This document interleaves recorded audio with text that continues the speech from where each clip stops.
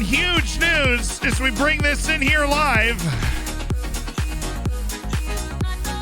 Colombia is like almost definitely not going to the World Cup. It's settled.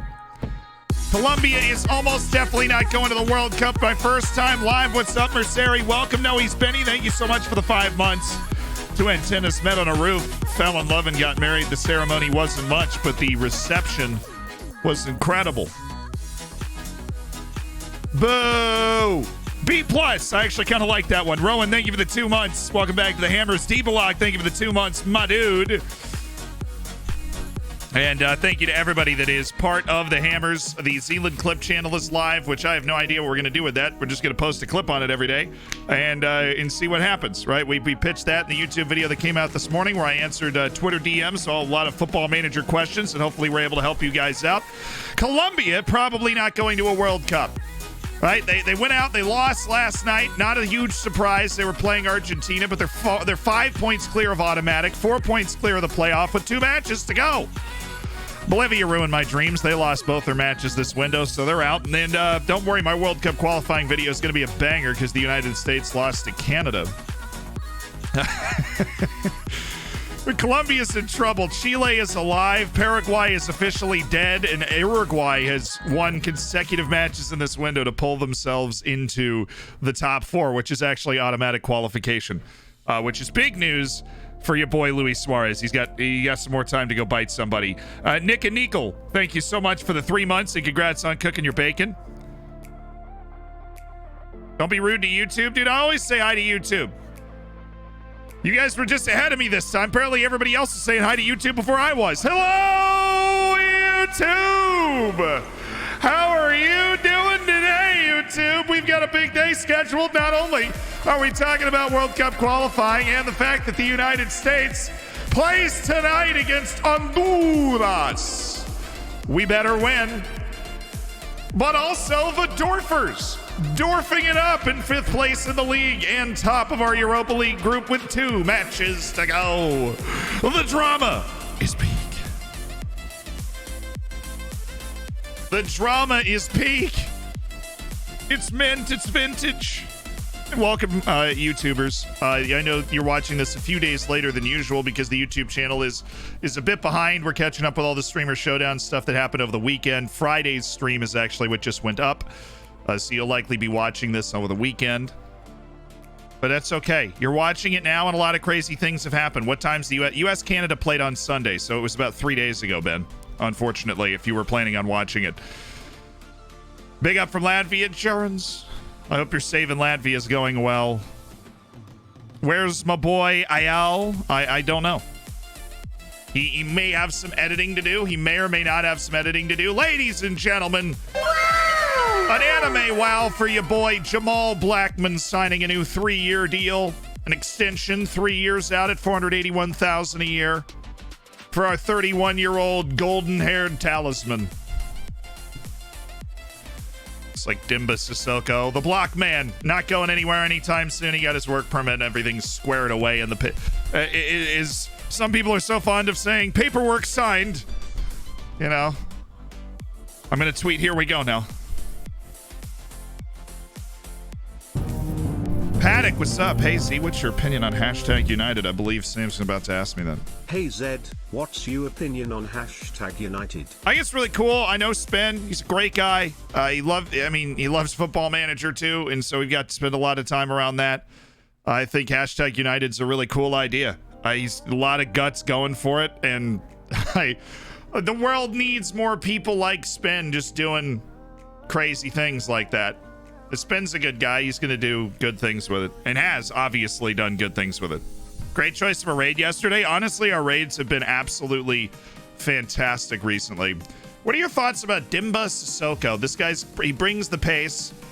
I feel like this is the type of guy we should sign because he's completely free and he's got sell-on value for sure.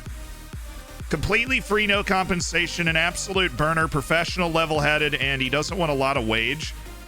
I mean, I'm thinking like, this is just an obvious pickup, right?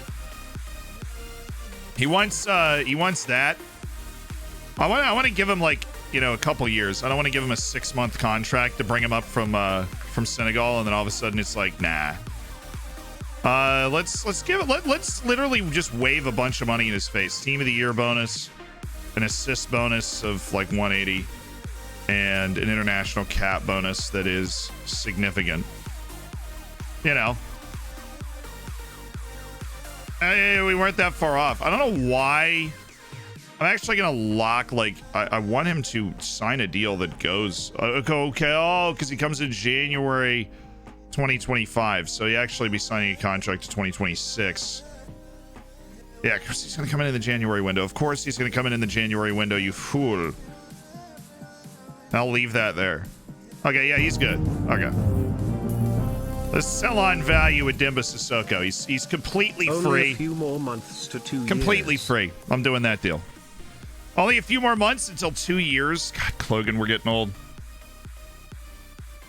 And I'm still saying, Clogan, you can't stop me. I'm never going to stop.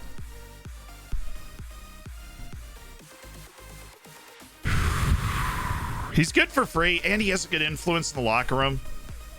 You know, that professionalism, the level-headedness. He's not going to be a problem. He's not going to be involved in any dust-ups. Generally going to side with me, generally going to improve as much as he can because of that level-headedness, because of that professionalism at 18 years old. Can we get Zealand to ask Benji to see my save? Well, that's convoluted, isn't it? You want me to ask Ben to look at your save for you? That's like that's the idea. Oh, wow.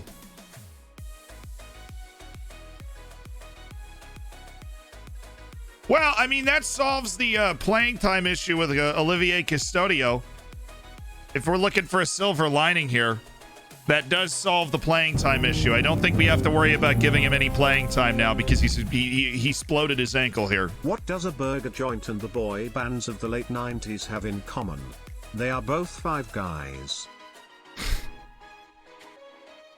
I miss the boy band era. I know boy bands still exist, but I miss, like, the era. You know, I miss Dream Street, NSYNC, the Backstreet Boys. I was a little too young for that. And I really feel like I missed out on a lot of opportunity to make fun of those people. Like, if I was older, I would have been able to make fun of them. And I wish that would come back so that I could act holier than thou again. Right? I wish that would come back so that I could then act, like, better than them. Right? And make fun of them. Except for Justin Timberlake, obviously. Because that man's hips have never lied. But, you know, most of them, with the jackets and stuff, it would have been a great time 2 years. to be this I'm age. Starting to feel like I deserve a new contract. Well, Boniface, you are 1 month away from the coveted 2 years. Holy smokes, dude. Thank you. Thank you. Dutch, congrats to the 6 months.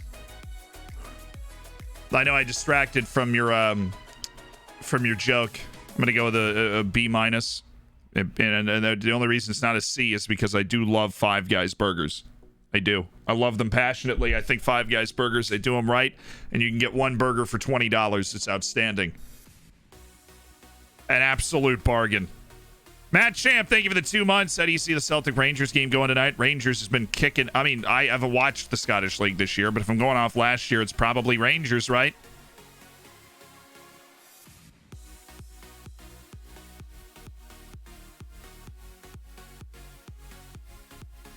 I know Justin Timberlake doesn't sing the Shakira song with the "My hips don't lie and I'm starting to feel it right." You know that? No. I know that's not Timberlake. I'm just saying that man's hips don't lie. Very epic. It is. Thank you for the 4 months, Soder. Working your way to that silver bacon. Amad Diallo. You know what I find interesting about Amad Diallo? That man runs like he is standing straight up. Let me see if I can find a picture about this. I have never seen somebody run with the ball the way that he does. We're obviously can't watch any videos. But Amad Diallo, when he is running, is literally, he is like, it's like he's wearing a back brace. Everybody else leans forward when they run, and he looks like he's about to fall over backwards. I don't know if there's going to be a picture that can encapsulate that.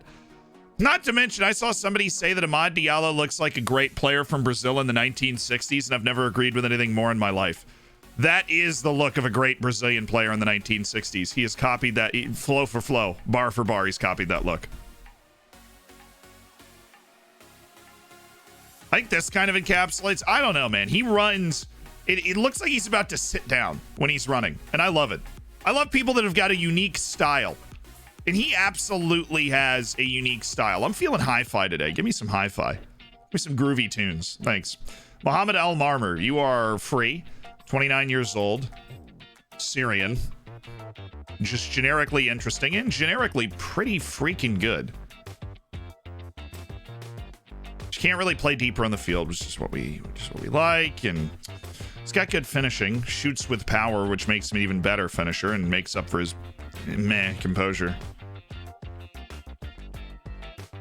He's just a good player, but I feel like we might have outgrown him. And he's also getting paid Al Mesamir is paying him a stupid amount of money. He's getting paid $1 million a year by Al Mesamir. Couldn't even tell you. He gives off those Eusebio vibes. Yeah, I could totally see that too. I was thinking of Garincha, you know. Just call him Ahmad. He doesn't want Diallo associated with him. Cool, didn't know. Why? Or do people just not know?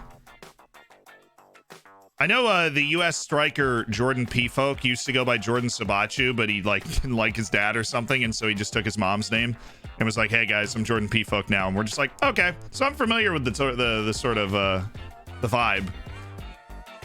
It's like, yeah, I'll call you whatever you want as long as you score goals. No, that guy we might actually pick up into contract. That was a very good athlete, Clinton and Bruno Adamberg, thanks for the prime. A horse walks into a bar. This is funny because Rene Descartes tells us I think therefore I am, but explaining that earlier would have put Descartes before the horse.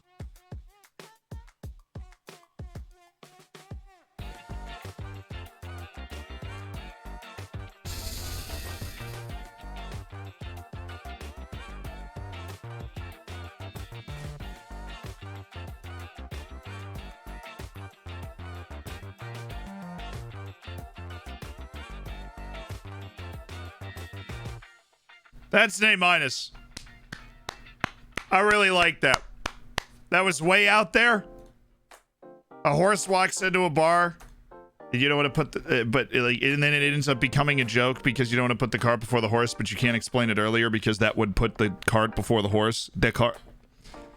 It's a lot, but I like it. I'm putting that on the A level. Yes.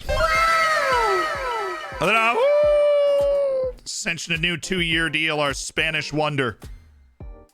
Sissoko delayed due to work permit. We will clear that, and you are going to be playing through your gashed head, Raul Asensio. Put some bandage up there, man. You're fine. Just wrap it up. You'll be all right. Put a little head wrap on there. Just took a shot to the dome in match practice. He's fine.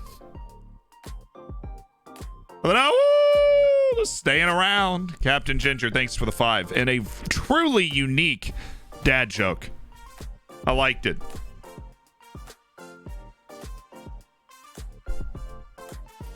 Chiellini style. I love that, honestly.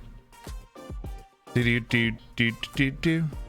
So it's like, were you saying that Amad Diallo is disabled? No. He just runs differently than most people.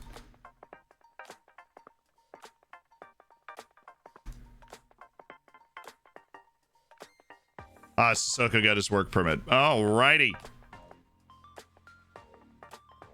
I don't think we had any training on him. Dimba Sissoko. He's excited to be joining such a reputable club. That's the first time somebody's told us that. That is the first time somebody has told us that piece of information. Excited to be joining such a reputable club, you know? I mean, God, you guys look amazing. This is amazing. Give him a head club like they do for linebackers who break their hands. It could work. If Jimenez can play with it, so can Raul. Jimenez has had a very long time to recover, though. And he's got that like specially made padded thing that he wears in his head now. With the extra padding on that one particular spot.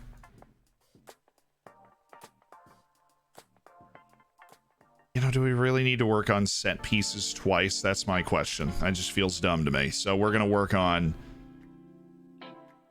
little ball retention, little keep away, little keepsies. Ah, good. We play a terrible team next in the league. Really easy game. Super easy game right here. You're celebrating his new contract too hard. That's why he gashed his head. Fair.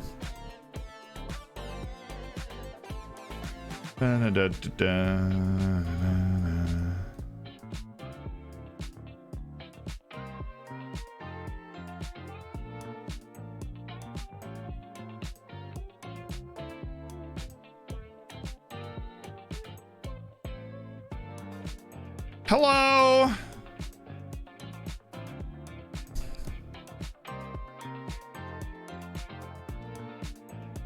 Owen. Oh my God, Owen!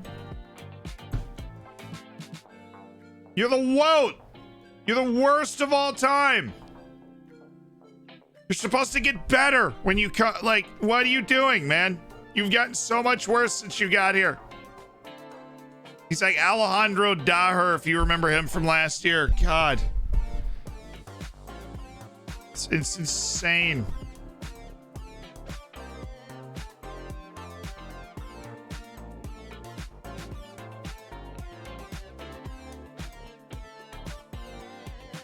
It literally is like Alejandro Daher, where just for no reason, even though they're playing plenty well, they're getting plenty of playing time, they just decide, like, they don't have huge adaptability concerns. They just decide that this is the time they're just never going to improve. Owen. He's still an incredibly promising player, and he has a lot of talent, but he's got all this potential that he's deciding to run away from actively. And you're just like, all right. Whatever, man. Whatever. Yeah, I like Ismail. Somebody we definitely want to keep track of. RB Salzburg. Never heard of him. On the road, too.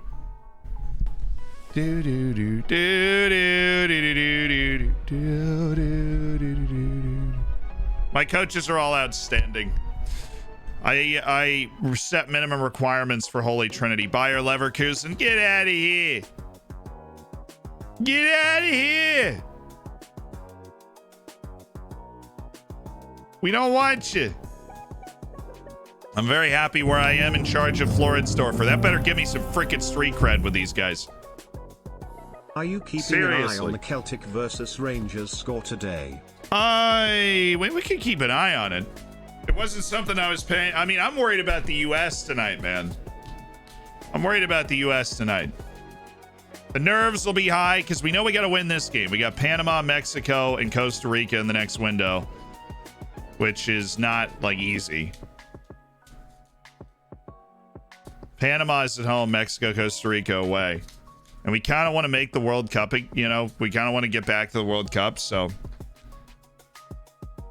Salzburg, are you listening? You better keep our trophy glistening. I love that. Megaboo, though, thank you for the 4 months as part of the Hammers. You got to look up for Sever Aas, who plays for Odd in Norway. So we're going to get to that. Sever Aas. He is 20 years old. Big lad, 6'1", 176 with decent strength.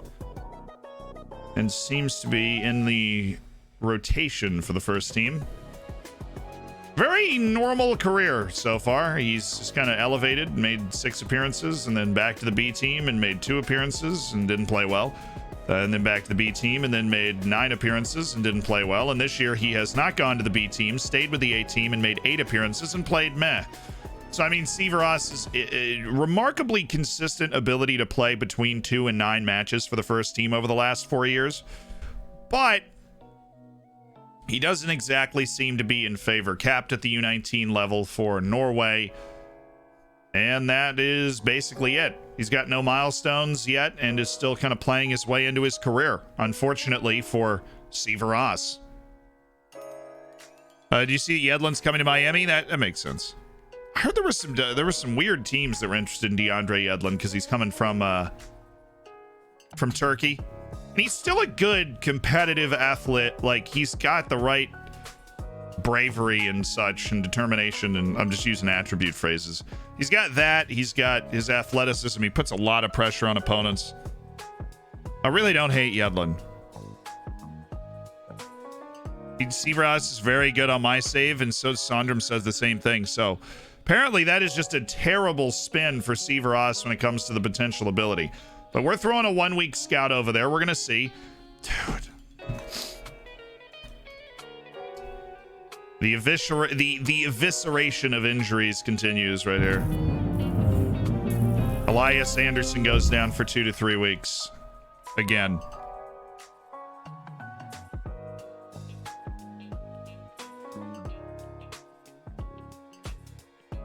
Hi, Zealand. Waiting for the Mexico team to see how they disappoint me this time.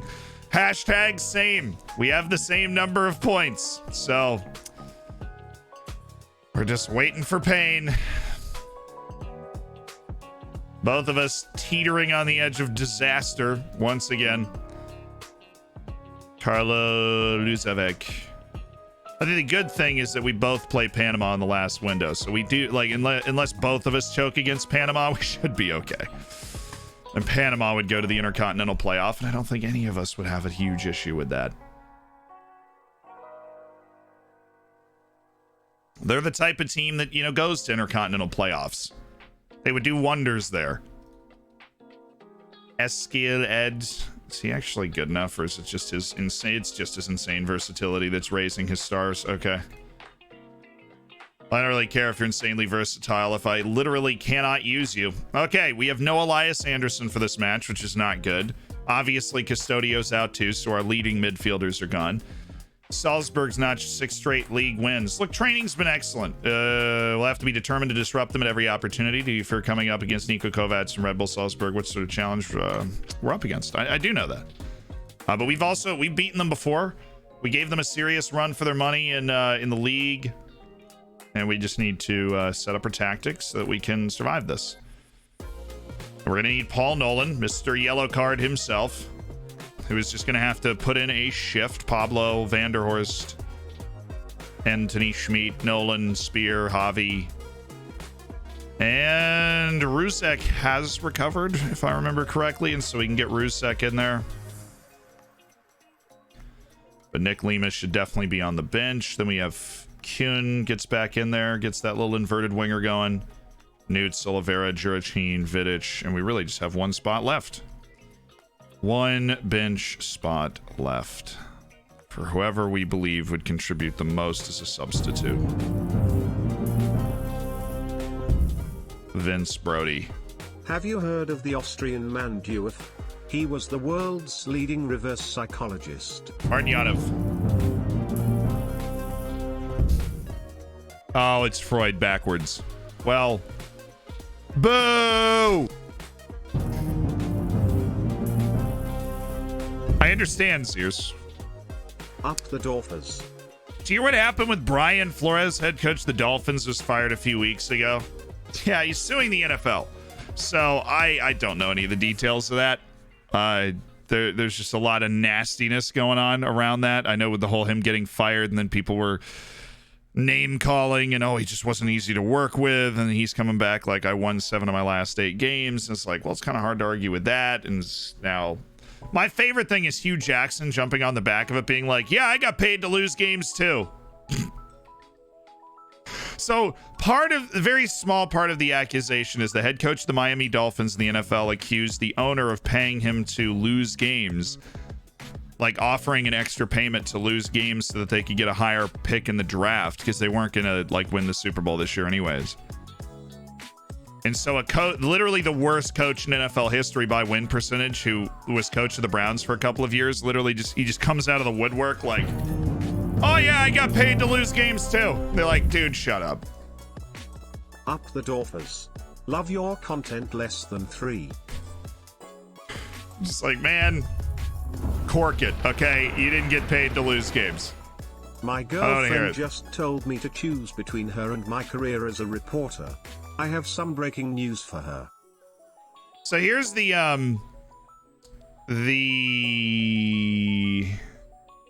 the thing with the Hugh Jackson. It's like, so you either took a bribe to lose games or you just lost the games anyways. You suck either way.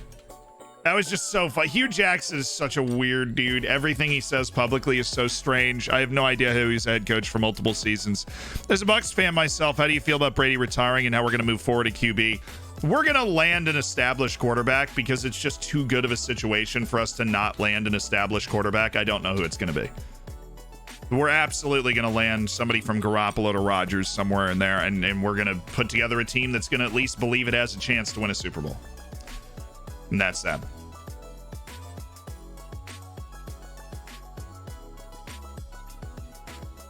I still can't get how Vanderhorst is not developing into the gym that he should. I mean, Football Manager is a fickle game. We're doing all that we can. We're giving him playing time. We're improving our already decent training facilities. We got a great coaching staff. For whatever reason, the way his attributes have lined up, he doesn't have terrible adaptability. And we, even if he did, we have a lot of Americans in the team. So this is a very easy adapting situation. He's just, it's taken him a little while to get going. Maybe it's one of the attributes that's hiding that we can't quite see in his personality that's making him our prediction of his potential is wrong, and he really just doesn't have a lot of room to improve. And so he's going to be fluctuating, kind of getting worse, getting better, getting worse forever, because sometimes the star ratings and the potential are just wrong. There's not much we can do about it. I too believed he would start very quickly exploding into a world-class player, but yeah, there's a lot of reasons why that can't happen too. He's the one who's rich and complacent. Yeah, it's quite possible. Quite possible. Where's my water? There it is. Okay, I want to hydrate. Just don't know where my agua is. See, you gave him star players. See, there's a lot of... We had to. So, there's a lot of... Maybe that is contributing. But we had to do it. It was the only way he would accept the contract to come play for us, because he knows how good he is. Where's the Austrian League rank now? We haven't pushed the ranking up yet. I mean, we're in Europe for the first time. I think it dropped 2 last year, like between last year and this year. I'm absolutely a hydro homie. I'm all about that agua life. Valentino Mueller. This is just a nice dump of end of contract players. Let's do his contract runs out. Oh, they extended him a year. How dare they? Salzburg's B team's about to let some guys slip, it would seem.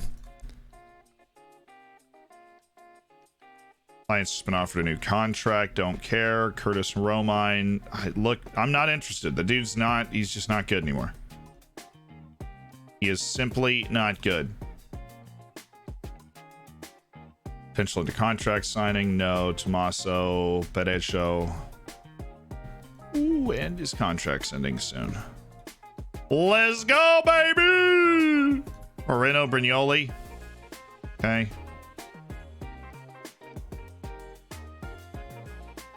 Oliver Dovin.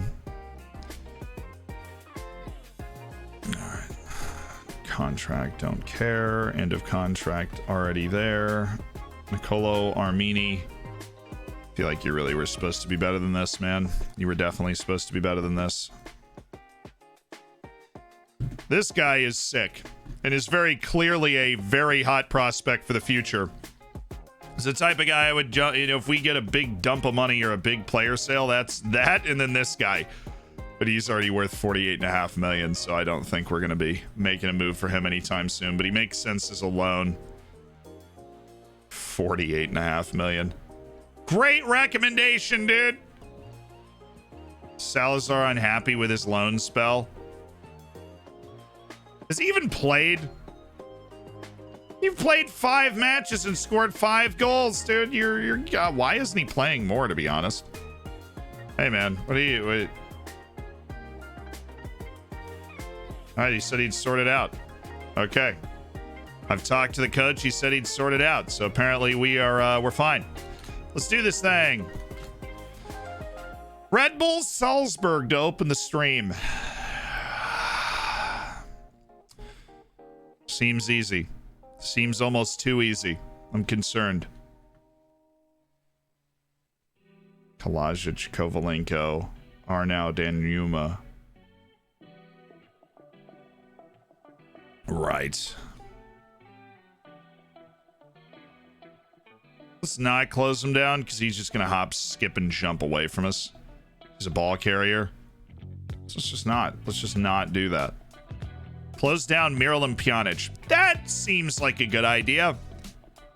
That absolutely seems like a good idea. Let's hit him too. Let's just hit Miralem. He's old. He's fragile. Let's just run into him. Who's gonna stop us?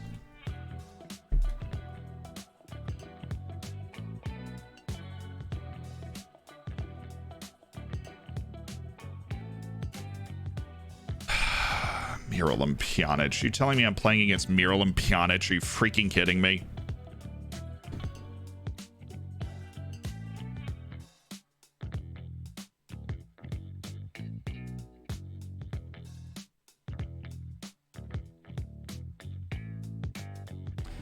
Cool. Yeah, we're good. Big ol' match on the road against Red Bull Salzburg. Is he still considered world class? I wouldn't say that. I mean, we are in late 2024. He's definitely old and immobile, but he's got all the quality.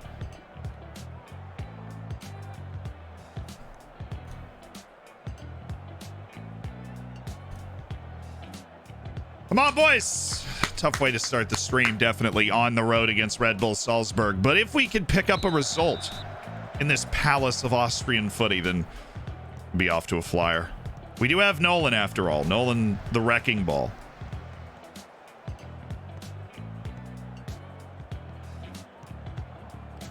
There we go. Actually forcing them to defend quite a bit here. This is quite lovely and not a bad. He does have the head wrap on. Raul Asensio playing with the wrapped head so that he can get on the field against Salzburg. That's the dedication he has to his club. Nice play by Bashiri. Schmidt. Oh, Rodriguez. Good control. Oh, the 1-2 was so not on, and I wanted it to be so badly. Bruzek, Kuhn, Vanderhorst. All right, Nolan. He's really not a bad passer, even though he's known as a ball winner. Love this from you, Ruzek. Oh! Offside. It's a stupid rule anyways. Prime, Pjanic, Ozil, or Fabregas? Ozil. For me, too. See a lot of the chat saying that. Then probably Fabregas and Pjanic. I don't really think Pjanic's a great player. Don't get me wrong. But I don't think he was on that level in his prime.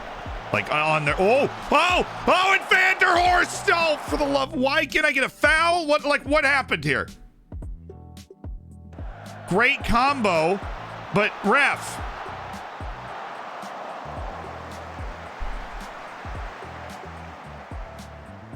Owen! You're gonna be all moody all the time. That is a great opportunity to score you've just not taken. Need I remind you how rare those might be in this match? Goodness, look at us play. All right, Nolan. Win that.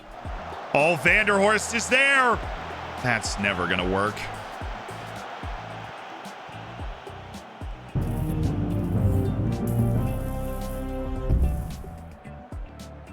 Get in that silver bacon. Thanks for your great vids and fun content, Zed. Nice play. You're welcome, my dude. Get me. Congrats on the silver. Yo, Rodriguez!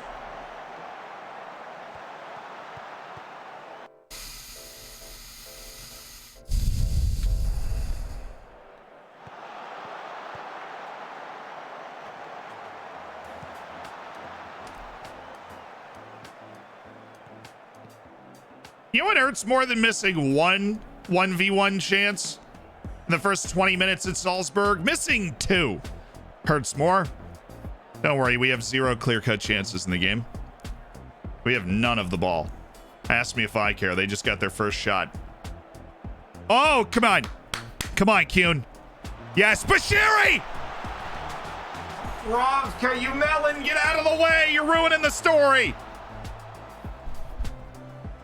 Bashiri. Asensio!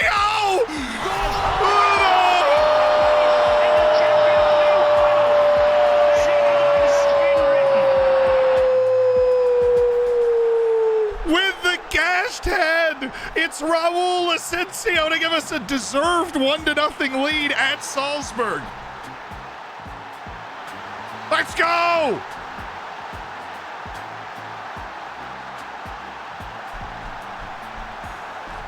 We're doing it! FCB, I appreciate the 3 months. Love you too, Ja. Thanks for the 16. Official Dutchie, thank you for the 4 working your way to that silver. Thank you to everybody that has subscribed. Being a part of the Dorfers, you know, it's a family. Yeah, Salzburg. Take that. Mim Shut, thank you for the 4 months. Alti, thank you for the Prime as well. Thanks for doing it with Jeff Bezos. $5, you know, a nice free ticket into the Hammers. Works. Man, wrist a concussion. Hey, he just has a cut on his head. Right? He doesn't have a concussion. I'm delighted with your performance so far. We are doing exactly what we came here to do. They are limited and cannot do anything.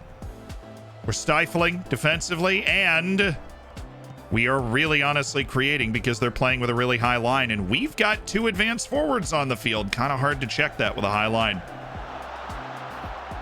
You think someone with so much knowledge like Kovacs, so you think he would know that because he beats me so often, right? Right, media? I feel like he would know that.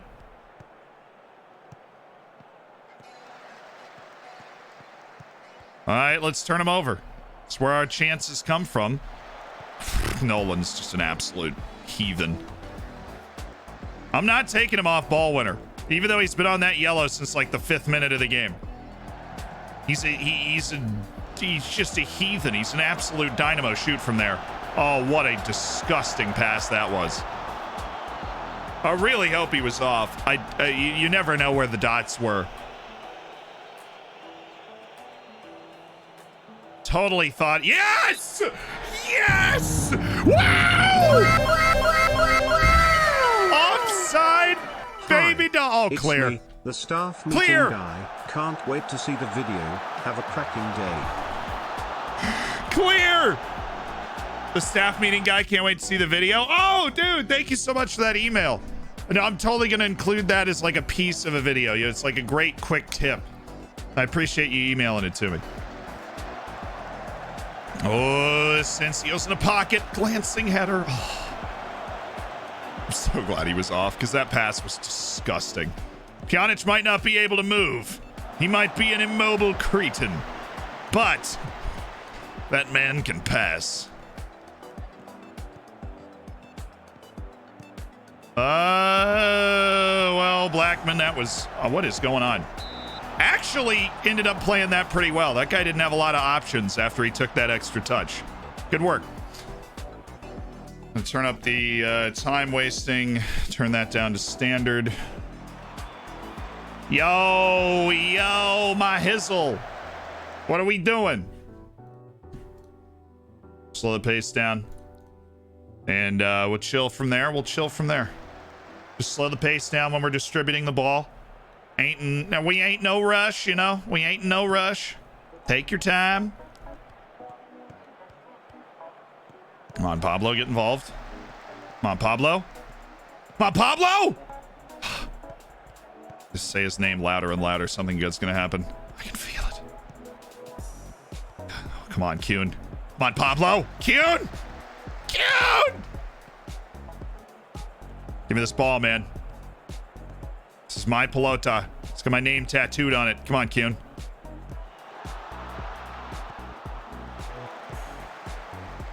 You're there. Oh, that is a tough touch to give up, isn't it?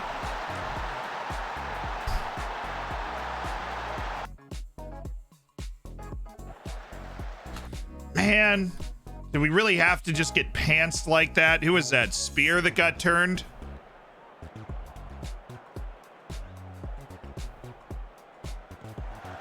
It was Spear.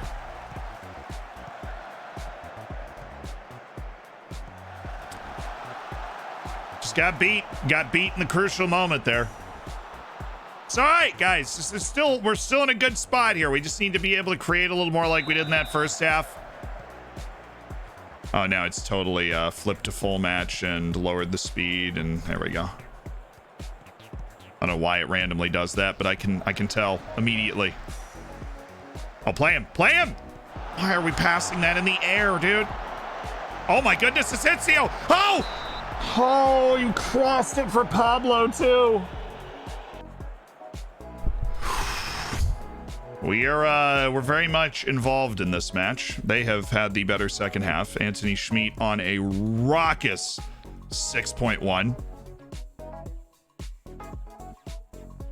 And who else? Nolan Yanev. Martin Yanev, the 15-year-old or whatever he is. You're in for Nolan, who's on a 6.2 and is just generally not played very well, apparently. Well, I'm putting the 15-year-old in because I like him. And honestly, Nolan's scaring me with that yellow now. Oh my goodness, Rodriguez Asensio! What the frickety frack is that? Great pass by Pablo. Love that pass. Asensio's got to hit that ball harder. My goodness. This is our moment. Rocky Bashiri in the captain's armband in the back of the net.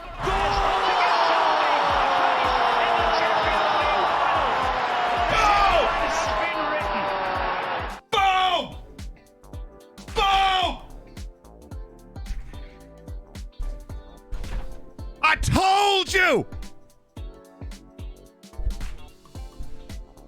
I know you never doubted. I know you never doubted for a second that was what was gonna happen. Come on. Let's freaking go, dude. Rocky Bashiri in the captain's armband has scored for Florence for AC. And the unbeaten Salzburg are on the ropes in their own backyard.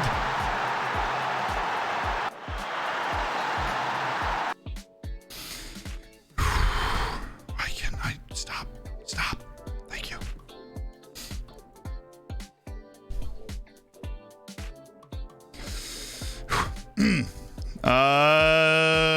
Let's see here.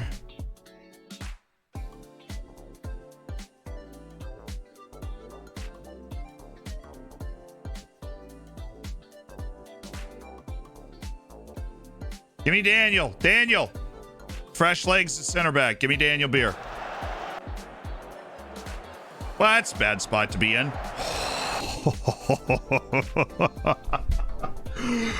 Wow!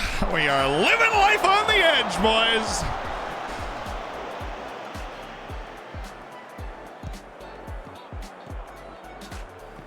Oh, that boy, Kuhn. Oh my goodness! I thought that was gonna work. Have they changed to three in the attack? No. They just have their entire midfield forward too.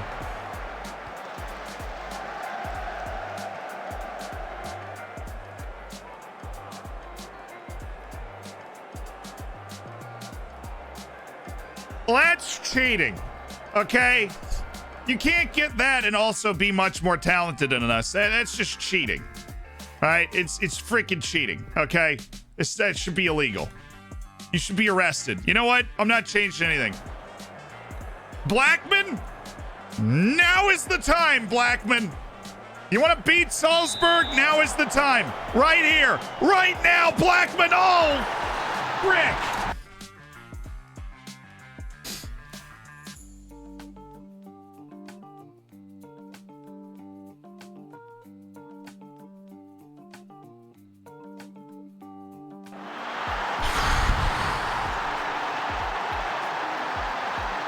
Is his first ever goal for the club. I'm really glad that they had to show me that as well.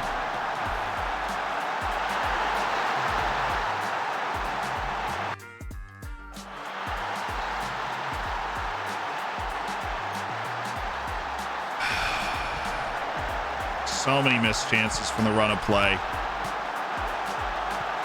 Unless, well, Pablo, there have been better passes played. So stupid.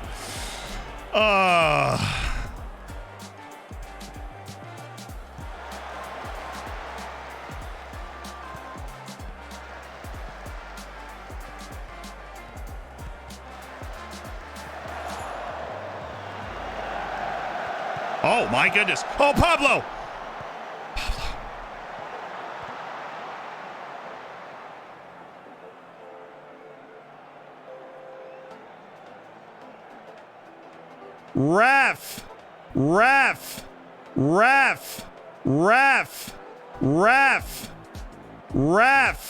Ref. No! No! I don't care if it was obviously not in the box. No! Absolutely not. What is this considered? Because I want more people up. You. And you. Up. You. Up. Or wide. You're also up. And you're up. Okay. I've obviously given the free kick. I mean, this is a heck of a spot, Kuhn. This is a heck of a spot. We did actually get it right, so they're up. Bashiri? God, what is that ball? Kuhn, what is that ball? What is that? It's the worst ball I've ever seen. It's the worst ball I've ever seen. We played so well. That hurt. We played so well. We could have been the team to beat Salzburg. Oh, we played so well. Dang it.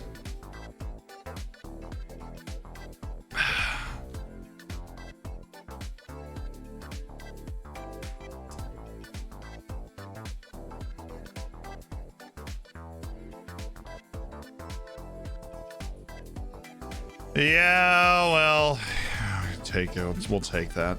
We'll take that from Salzburg.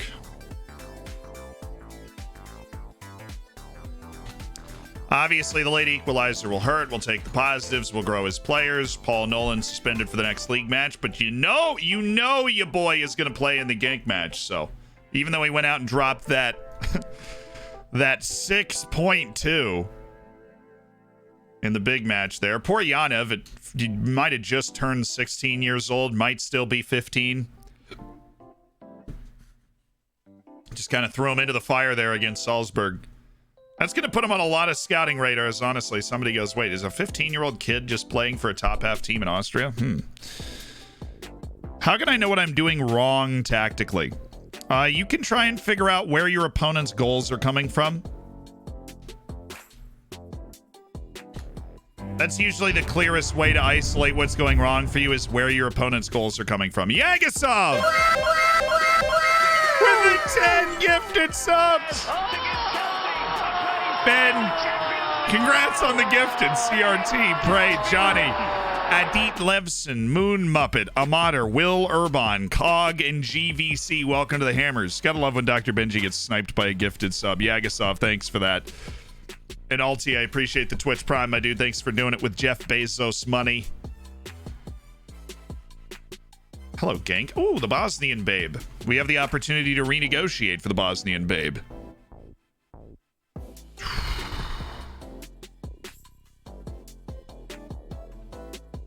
I'm sick to death of no one turning up to these press conferences. I spent a good half hour putting out the chairs. Fizzy Mint has had enough of the nonsense.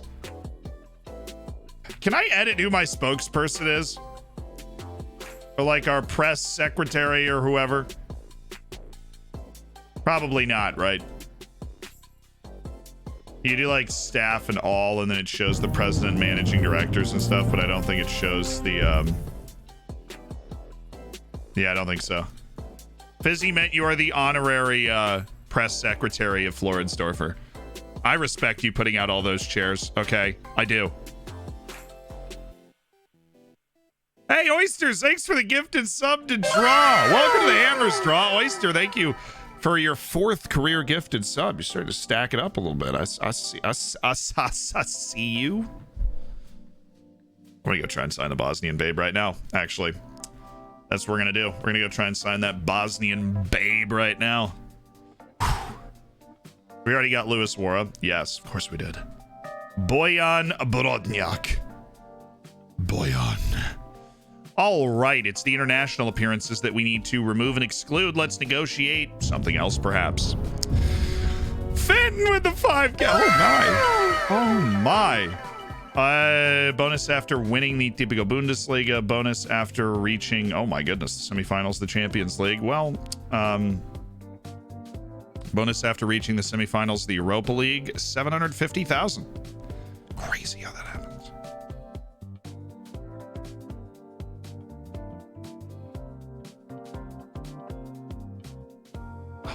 Of all that's good and holy, man.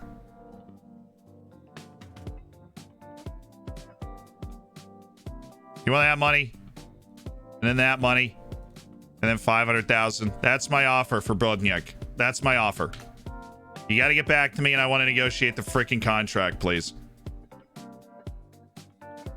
Fenton, thank you for the 5 gifted. Zahn, Composer, Hossie, Michael, and John, welcome to the Hammers. And Fenton, you got 72 career gifted subs. So is it a glitch or a good reason? I don't know. We don't know.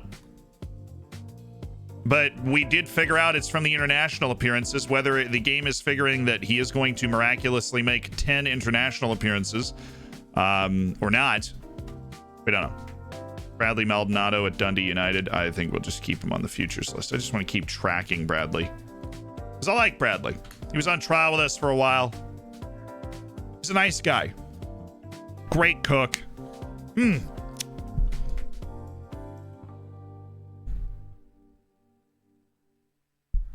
Yeah, that is the guy we didn't get for 500K. Scott just found a stud 16-year-old at Dynamo Kiev. I asked the agent about availability. They wanted 87 to 105 million. Well, it turns out that, 1, that guy obviously doesn't want to leave, and 2, they know exactly how good he is.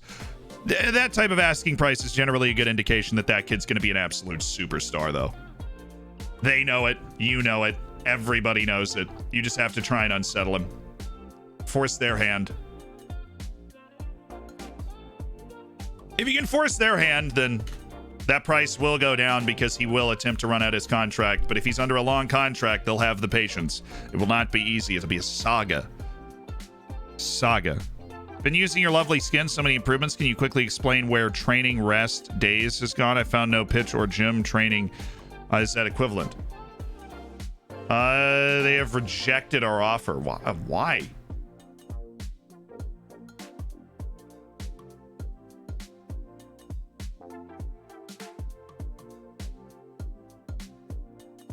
Are they okay?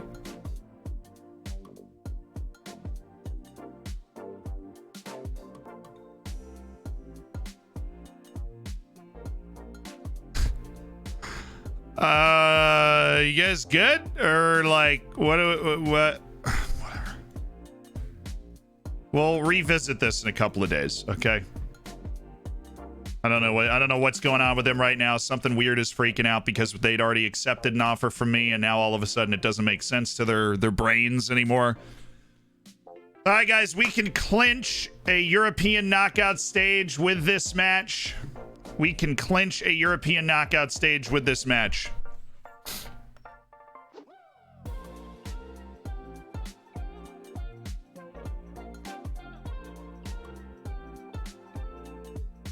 You better win? Yeah, well, every game in Europe is tough, okay? Because we're the 4th pot team, and so we got 3 teams that wouldn't look out of place in a Champions League group stage in our frickin' setup. But you know what? We've got 7 points from 4 matches, and we currently lead our Europa League group, so cause a big upset. Well, they're a good team now, but I don't know about that. They're a very good team, and in all honesty, could blow us away if they show up and play as well as they're capable of doing. Take the pressure off. He's got a long road ahead, and he'll be focused on his rehab. Custodio, absolutely.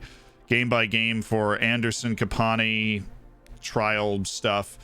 I don't know who that player is, given Pablo Rodriguez thrives in important matches. He's ready for this. He's absolutely ready for this.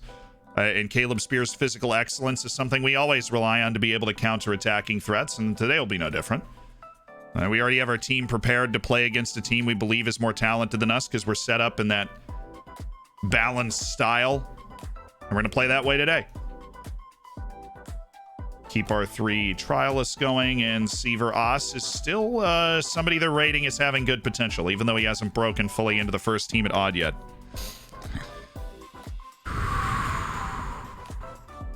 Watch this guy turn out to be like a Luke Edwards. Get his name out your mouth.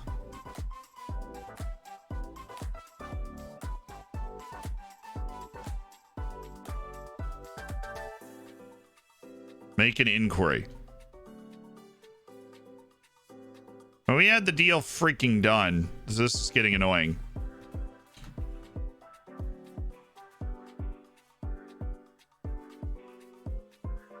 Hey, Atma, thanks for continuing the gifted sub. I appreciate you being a part of the Hammers long term. Means a lot. Shout out to Tyridia again for gifting it to you.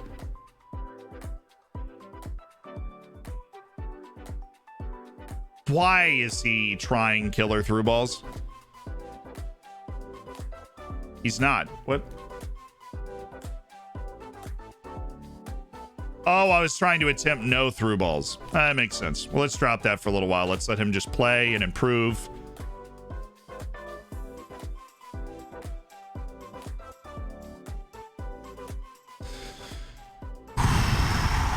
We need to get a little more intense. We need to get a little more intense for the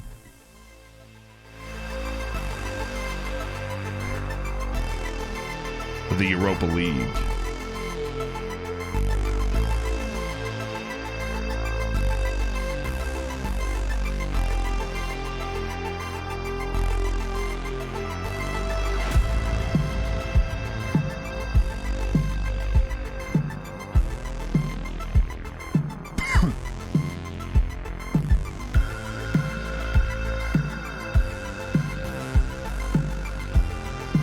Get God's Power Tower up there, man.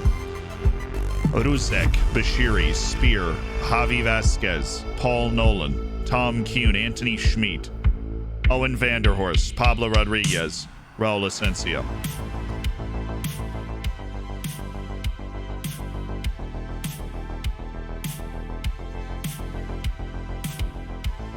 Do not close down Paul Onuachu. That we learned. Kelvin John, Trinidad? Tanzania. Oh my, that's why I know him. He was on the next gen, like next 60 or whatever. He was the 17-year-old at the US, like the boarding school in, such a random flashback. He was a 17-year-old at a boarding school in England who had just moved from Tanzania, but he was 18, so he couldn't play yet. And he was just this mysterious guy that everybody said was good, and now he's, I think he actually moved to Genk in real life. And so he's just played his way up to the team now.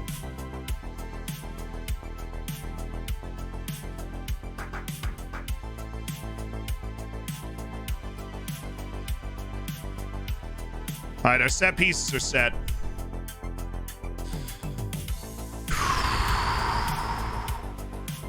Yanev, God's Power, Stefan Nutz, João Oliveira, Marco Juricin, Diakovic, Daniel Beer. That's our bench. Okay. Rocky Bashiri gets the captain's armband. We are on the road against Genk, who we managed to beat at home in Austria. And if we get any points out of this match, a draw or a win, we will have guaranteed knockout stage, at least in the Conference League going forward. But right now we are top of the group with 2 matches left. So our goal is to do whatever we can in this match to give us a chance. I'm going to take the pressure off, but I'm also going to come out swinging here. Players love me. You know, we've guided this club a long way, and we just say, hey, look, I have faith in you. I'm going to inspire Pablo Rodriguez. He loves big matches. We need him. We need him. We need him. Here we go. Here we go. At Genk in the Europa League group stage.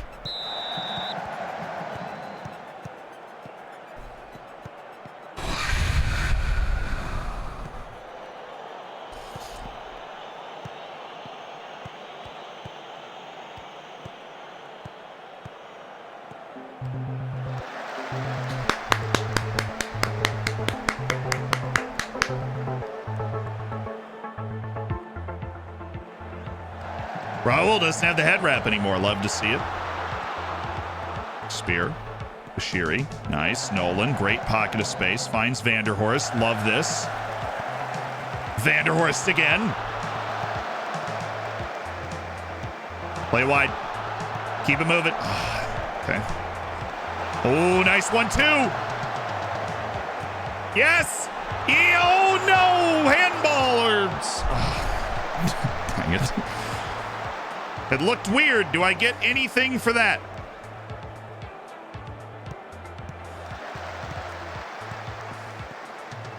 Oh, no, Kelvin.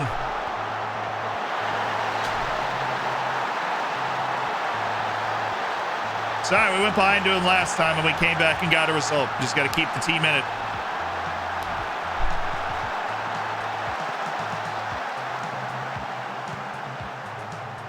Woo.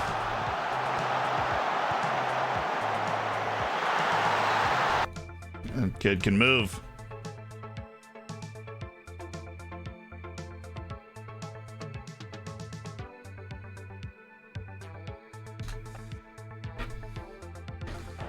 Talking Bashiri. Bashiri's a good athlete, but that's a tough task. We can't get drawn away by Onuachu. That's why we don't have the close down on him. Let's turn them over up here. Let's turn them over.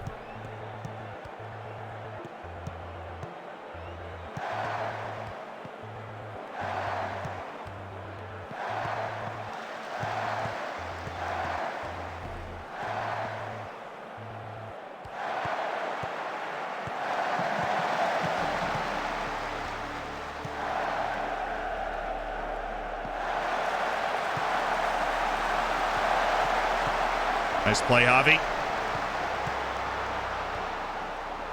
Good, good, good. Okay. Good pass. Way to change the lines. Love to see Owen be a little more aggressive. Let's get him on a playmaker. There you go, Vanderhorst. That's what we want to see.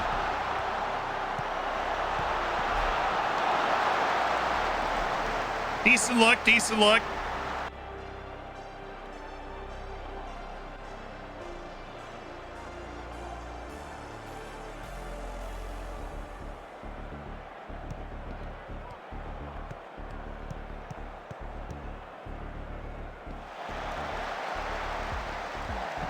That's okay. If he's going to pull off that sort of goal with his weak foot, I believe, we can live with that. Ooh, Kuhn.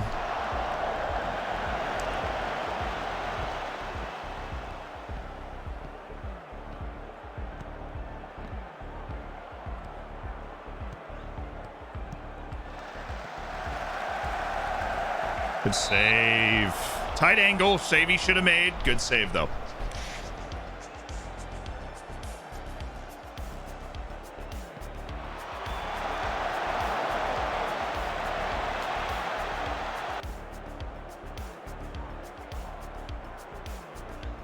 Here we go. Here's our move.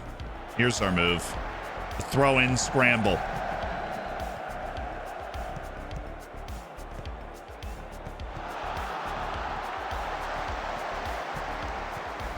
Love that from Caleb Spear. Completely unnecessary. Oh, yes! Schmid! Was he on?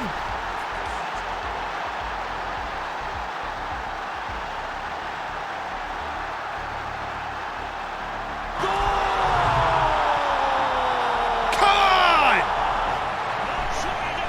Just got to keep our head up. We have the comebacks. Great pass by Pablo Rodriguez. Tidy finish by Anthony Schmid, our inside forward. It's a beautiful goal. See the dot. That's one of the things where the animation is offside, but the dots are like, the lines follow the dots, man. The lines follow the dots. FM gods prefer dots, dude. That's clear. Clear. Animation was off. The dot was not. Better believe it. Oh, no. Clear. Oh, no. John actually got hurt. Kind of, I mean, he was playing really well. I feel bad for the kid.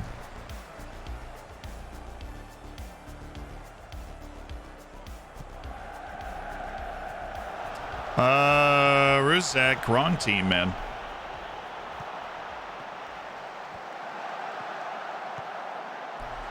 Good play, and we keep possession. Rocky Bashiri, you absolute beast. All right, 1-1.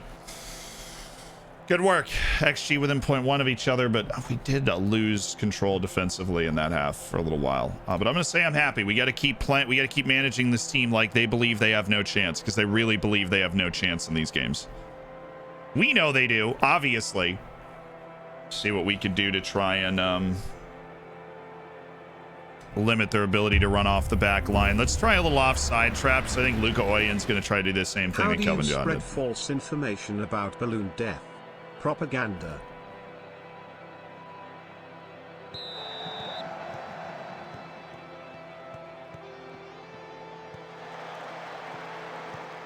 Propaganda. Oh my.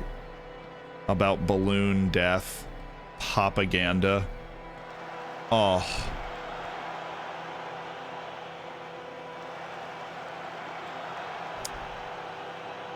Yeah, that's a dad joke, all right. Boo!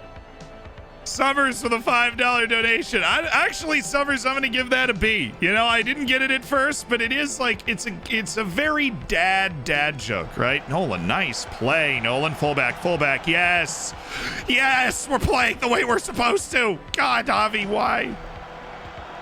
You wait until Schmidt goes somewhere he's not supposed. But then Anthony Schmidt wins the ball back, and apparently it's our highlight anyways. I don't even know what to do with all this information. And now it's not, and now it is, and now it's not, and now it is. Like, I'm freaking out over here. Play him. Pablo, what a touch. What an attack from Pablo Rodriguez. Makes the right move. Oh, and Vanderhorst and Schmidt. And it's like, what the heck is going on? And Nolan from the okay, whatever.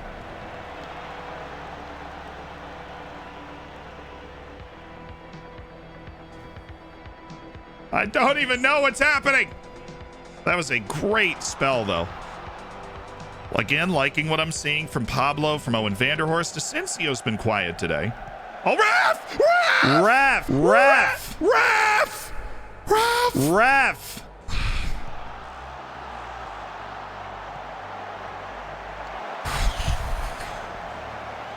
So much for the offside trap that we're trying to execute. Oh my God. Fine. We'll do it to him too. He's a little slower. But we'll do it to him too, because that is exactly the way they're trying to play. That's why not closing down Onuachu's helping, because we're not getting sucked in by his like gargantuanness trying to defend him, and then Oyen's just free. Bashiri, you are glued to Luka Oyen, please, because that was, we just had some decent chances. That was a glorious chance for them, and I'm so happy they missed. Because I do think there's another goal in this for us. Oh, Asensio, I understand the idea. Great job forcing the turnover with the counter press. All right, into the middle. Giving Rodriguez a tough job. Owen, oh my God, Owen! Oh, mama! Trying to just, I would have lost my mind. Roll Pablo. Oh, that was a tough pass to pull off, but he did it. Kuhn, yes. Schmidt. I got to look at my bench. I have to look at my bench. Asensio off for Marco Juricin. Spears in a 6.4. Rusek's in a 6.4. What if we... No, I can't put beer in. I need pace.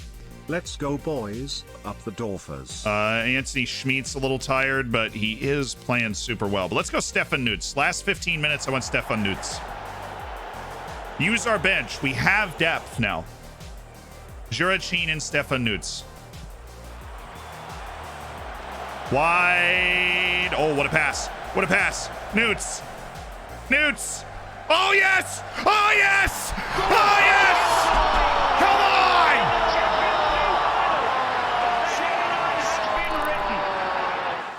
It's Owen Vanderhorst. So cruelly denied a brilliant goal moments ago. It finds a pocket of space, and Stefan Nutz is the man that finds him.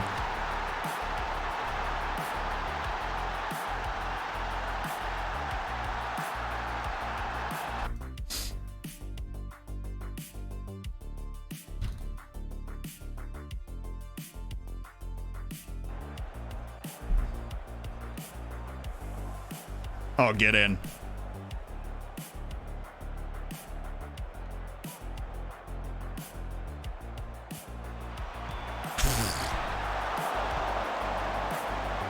Whoa.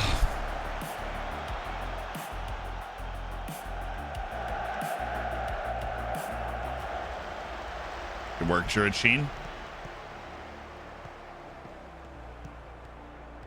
That's good work to funnel them to that kind of one side here.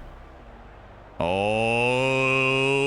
what are we doing, Avi? You were there? You ran right by the ball. Oh my God, it's a goal.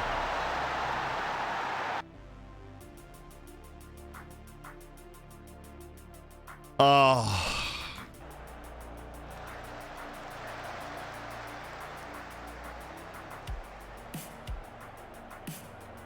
Javi, dude, you...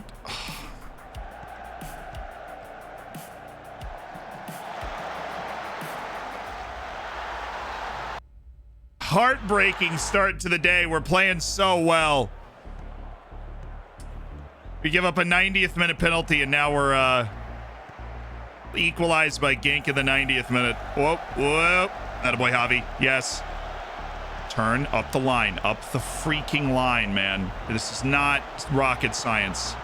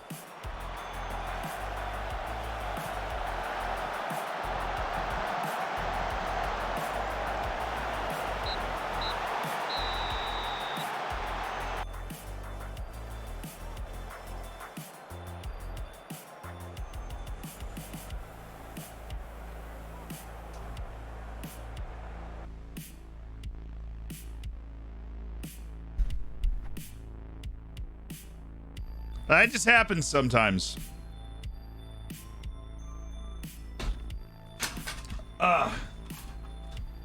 Onuwatch, you made some great plays in the last 5 minutes.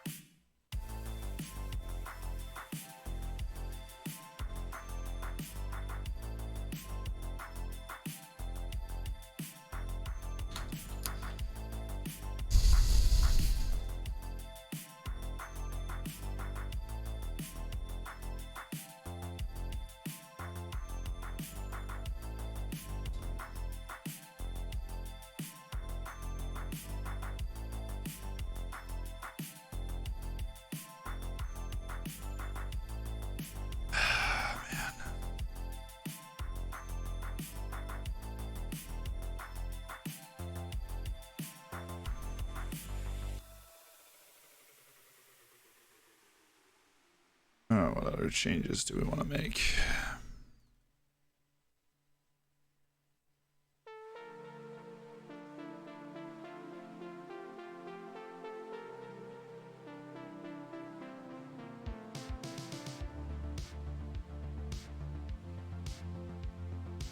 That's unbelievable that happened. That was just so...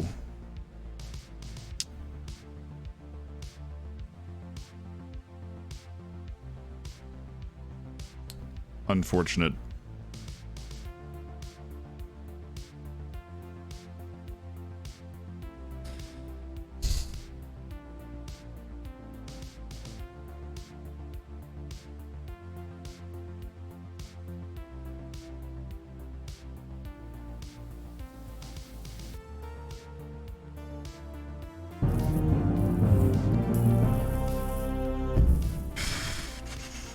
Saw a guy stealing a gate the other day.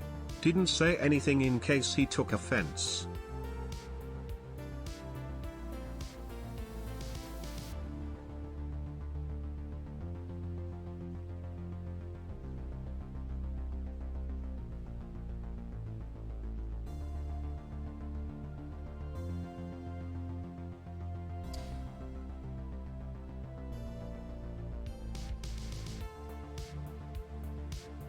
That was a good one. That's for sure. Which was a good dad joke.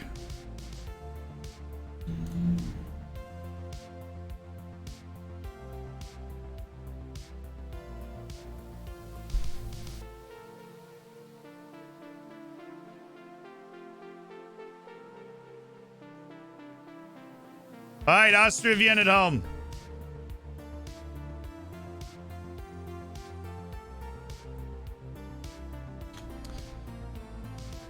Go to a one striker formation. I don't think we need to change our formation considering how well we're playing.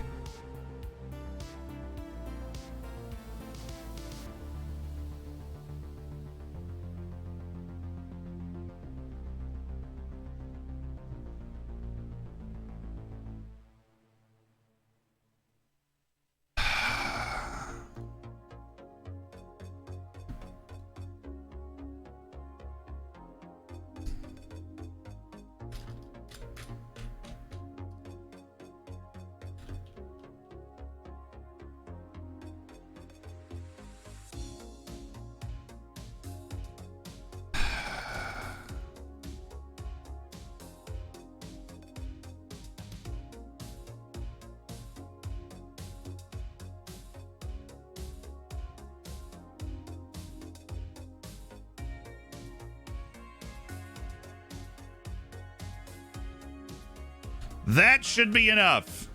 That should be enough. Please. Jan Mag, thank you so much for the 2. Why'd the race car driver become addicted to amphetamine? He had a need for speed. Congrats. Simpleski Mon, thank you for the 7. I'm going to go with an A-. It was a good dad joke. Shabicep, thanks. I appreciate the 4. And, oh, man.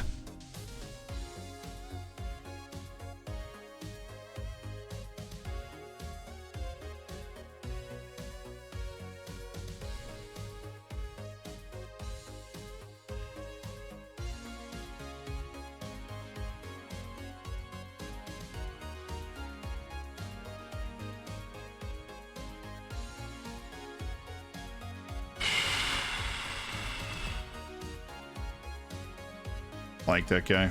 He's a good player.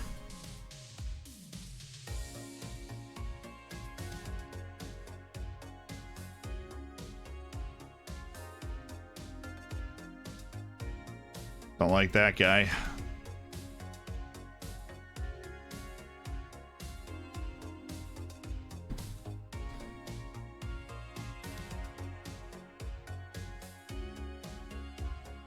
Should just be a lot of into contract signings. Or into contract potential guys. Johnson, Suleiman. It's really not actually that good.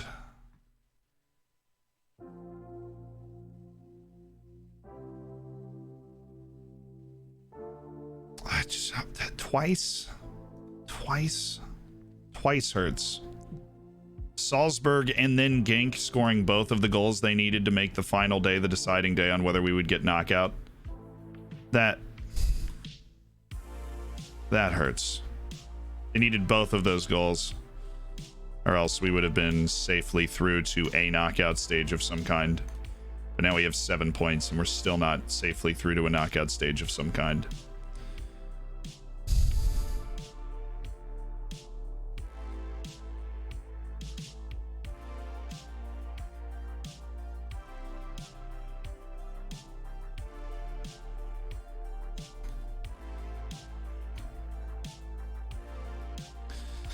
We might actually end up with Joe Linton if he ends up asking for anything resembling a reasonable wage.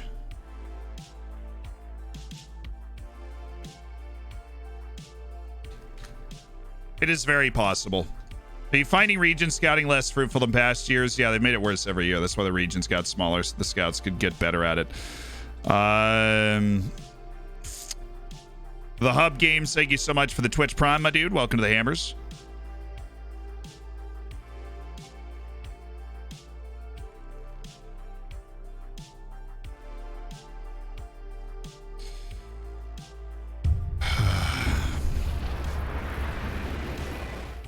My wedding is on February 13th, but I have tickets to the Super Bowl. I need someone to take my place. It's St. Matthew's Cathedral in Los Angeles. Her name is Cara, and she'll be wearing the white dress.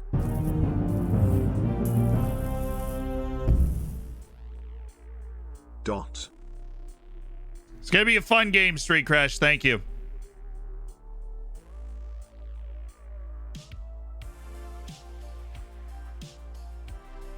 Gonna be a fun game. Is Yanev actually improving? I just saw that. I didn't know he actually read dot. I would have thought he said like period or something. Alas. Does seem like Martin Yanev does have what you kind of try and figure out early on with these types of guys. Do they have actually really good potential? And it does look like he does. Who you guys got in the Super Bowl? Sorry, I really just allowed myself to get way too deflated from that defeat.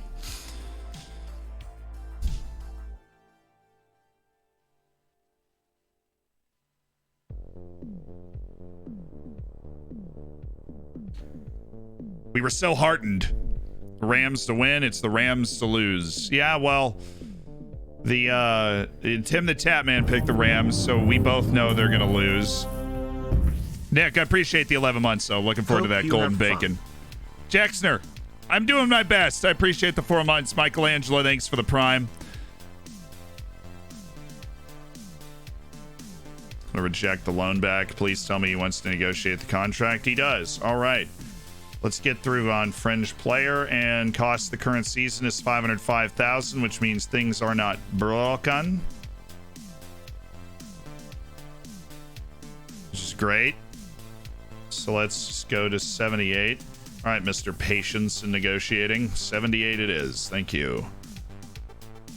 And Bojan Brodnjak is doing a deal. He will join on January 1st from the Bosnian League. Thank you. Wylesko, thank you so much for the Twitch Prime as well.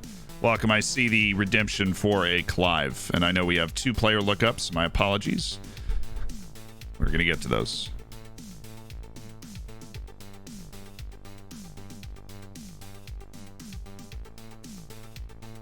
We are going to get the Bosnian defender in the end for probably right on the edge of what we'd be willing to pay for him, but he is a darn good player, and we add him to Daniel Beer, to Caleb Spear, to Rocky Bashiri, and then we've got 4 center backs that we trust to go out onto the field and take care of business. So let's do this look up. Maxim Leitch, a Bundesliga 2 left back, center back, and he is at Sandhausen at 26 years old. Made the move from Bochum to Heidenheim for 215,000, then 93,000 to Sandhausen the next year. He only played 2 matches with Heidenheim. Was not a good transfer after he was bought from the Bundesliga. Heidenheim buys him. He only plays 2 matches. 93,000 in Sandhausen starts to put him in the regular lineup, and he does well. 6.94, and now in his 2nd season with Sandhausen, and he is a very regular starter for them again. I believe he's got seasonal best 11 for Sandhausen. They were Heidenheim. Oh my goodness, he only played 2 matches, and Heidenheim were relegated from Bundesliga too. That is a strange transfer. He also got relegated consecutive seasons. Bochum went up to the Bundesliga, then got relegated while he was there, and then he was sold to Heidenheim, who then got relegated from the second Bundesliga, and his career was saved by a move to Sandhausen. Saved, I say.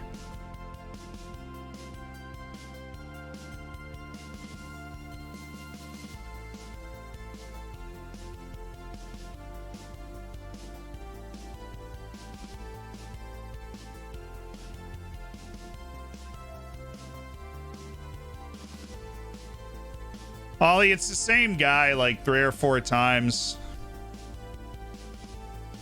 His incredibly fragile masculinity is requiring him to return consistently.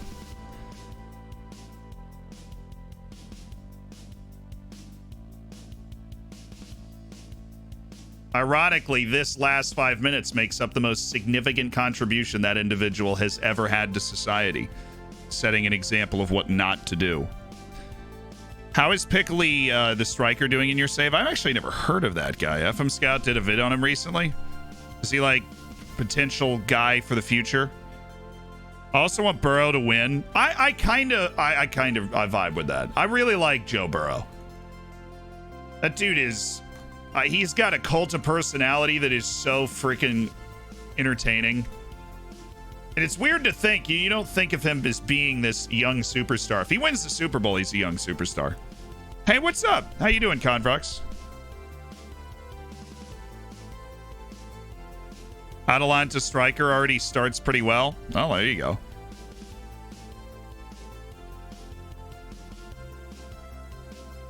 I cannot abide good things happening to the Bengals. If you've got a natural hatred of the Bengals, that's fine. Some sort of rivalry, you're in the same division, whatever. You know, it makes sense to me.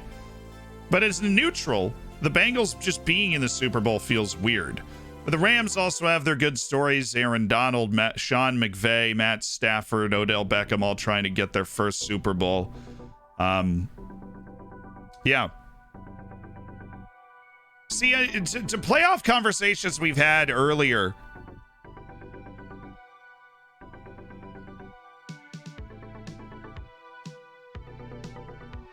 the FM22 base game actually has an update apparently right now. I think I already have it because I don't have any downloads in queue. I didn't know that. What are the patch notes? Guess I gotta go look at that. Ooh, we have a forward who could be considered a fine prospect, and everything else seems to be wah, wah, wah. We didn't expect it to be great because we switched head of youth development this year, and that usually isn't what does it. Weber, Kalajic, Danyuma. Oh my goodness, Jamal Blackman's 4th on the list. What a freaking player Jamal Blackman is. But I vote honorably. Give me... Honestly, Arnau Danyuma, I think, is the best out of these 3 guys. Then Weber, then Sasa Kalajic. I think Danyuma is the best. Like, when I'm playing against somebody, it's Danyuma that I'm the when I'm playing against them, Danyuma is the guy I'm the most worried about. This is a big match. Austria Vienna at home. We win this match, we can shoot ahead of them in the table, then away to Sturm Graz. And so we have a couple of tough matches back to back, too. Shaul Olivero, is he actually on there?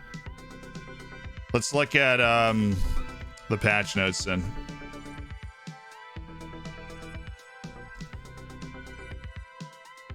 Come on, brain.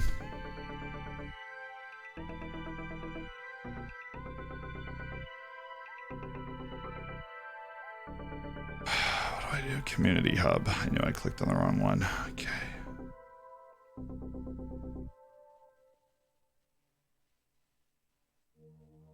Why is my brain short-circuiting? I do this all the time. I should be able to do this. I have the mental capacity to be able to... Shouldn't it just pop up somewhere? Like... Why do I never have to think about this? Now, of course, I'm sitting here on stream and I'm like, where do I go? No update. No update. Okay. That actually makes sense. That explains why I can't find the patch notes. How dare you, chat? How dare you? Unbelievable. Unbelievable. Okay. Oh, yes. It's an old attack and tackle Muharim Huzgovic. That's my favorite type of game right here. Just attack Muharim Huzgovic. We're definitely going to need to spread these guys out. We're going to go, I'm going to go with an extremely wide setup here. We're going to need to get into the channels and run off the sides, and we're going to need to be aggressive. They don't have a lot of pace, and so I'm going to go higher line here to allow us to kind of get into their area, and Vanderhorst is going to be able to flow because he's an advanced playmaker, take more risks when he gets onto the ball, try and pick them open.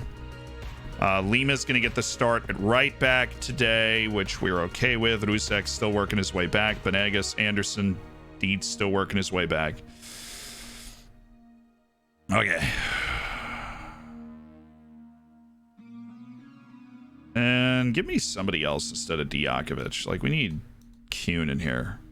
We need a little wing substitution in here, up in this business. Durachin also getting the start today, which is good. Definitely Vidic up there and there. So Vidic and then swap and then swap. Well rehearsed. Steven Nutz delivering the ball now, even though on the residual play from that last corner late in that game before our hearts were broken, he was the guy that was off the ball making plays. Rocky Bashiri always gets that third place captain's armband. Few guys not completely fit. Yanev is stepping into the lineup because Nolan is suspended, but we trust Yanev, weirdly and implicitly. I consider this a very important match. We're not going to use this in the next match, but this is a match against the team right next to us. We have an opportunity to launch ourselves into European places. Goals win games, so we're pleased with our purple patch right now. I don't see why we're not capable of turning up and playing well. Hopeful of a strong and positive start today. Well, let's go and make that dream a reality. Let's play up the field. Let's play in their lap.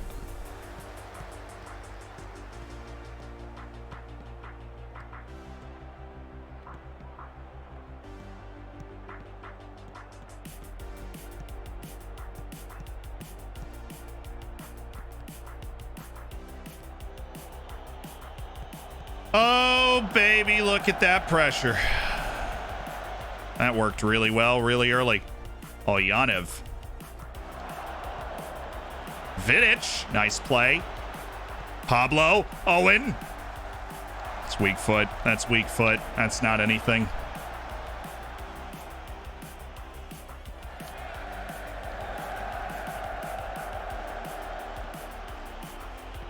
All right, Javi.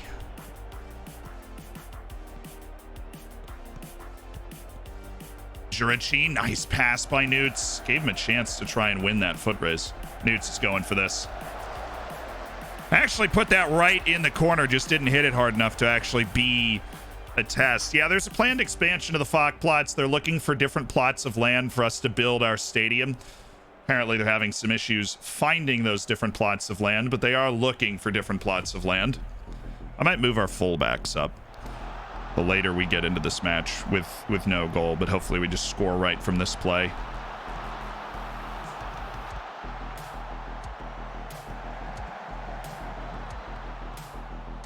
There you go, Yanev. God, I'll give Owen Vanderhorst these opportunities to turn and make a play. Well, wasn't ideal. At least he atoned for his sins. That didn't look like a fullback to me, Jamal. Just, I don't know. Just in case you were unsure, it didn't. That didn't quite look like a fullback to me. Now, I understand how we could have different interpretations. I really do. It's the modern game, a lot of fluidity, but didn't quite look like a fullback to me.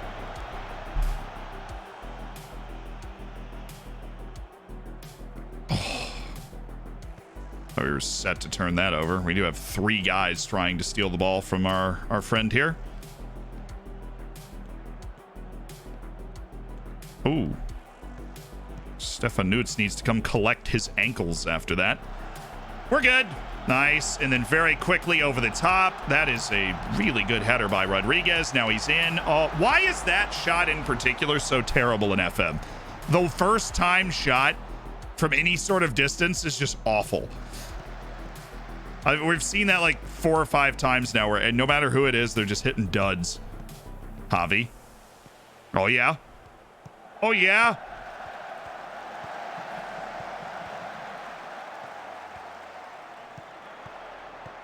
There you go. Nutz, Yanev, Vanderhorst. Got Nutz again. Is Juricin on there? Yeah, Vidic! Oh, that is the latest flag in the history of flags.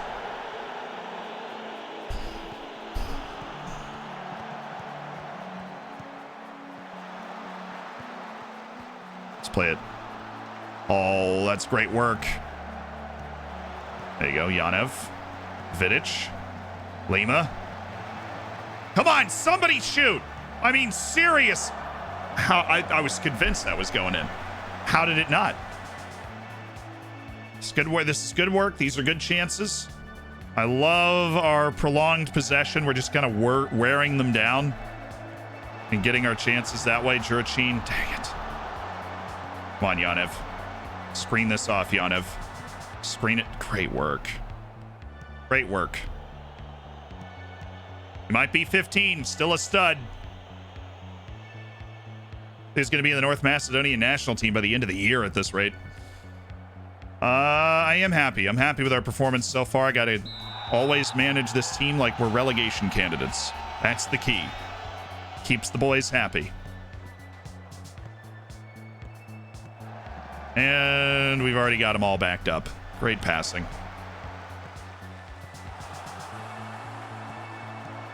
Stefan. We'll take corners.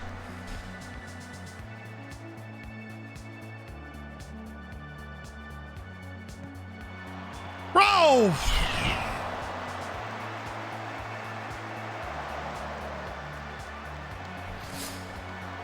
That was better, even though, yeah, I still feel like our crosses from that corner are just really surprisingly bad. Come on, Rocky. Somebody has to stop the guy with the ball. Literally, somebody has to stop He'll stop himself. Okay, that's fine. Rocky, I respect that you feel like you really need to mark that other guy right now, but very respectfully, the guy with the ball is more dangerous. Let's go!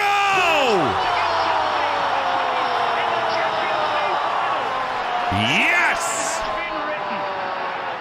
That is how you head a ball right there. Rocky Bashiri over 3 players.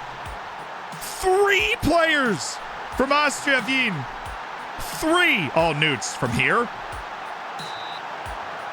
Wait, we have who? It's not my player. And yet they're saying it's my player. Is that Spear over there? Or no, it's Juricin's picked up a knock. Oh, well, that's not good. I get him off. I'll get him off. Oliveira, you're in. We've got guys for that.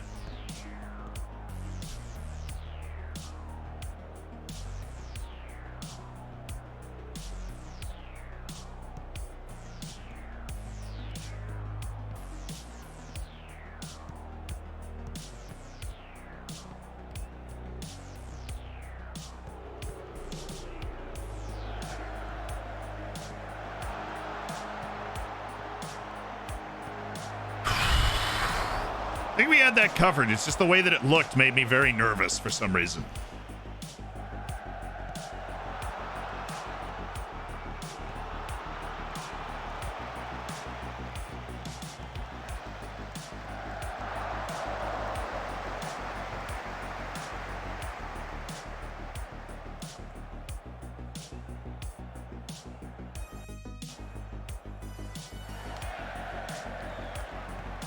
So okay with that. As long as we pass it to our team, which we've managed. Just run.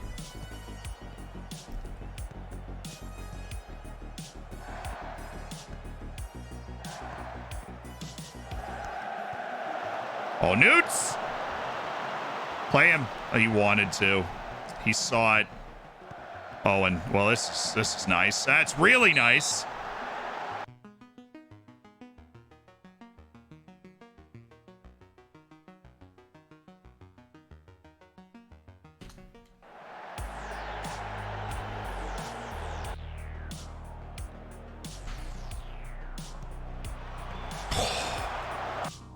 We look great on set pieces.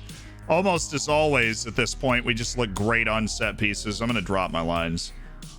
I don't like the fitness level of our back line right now.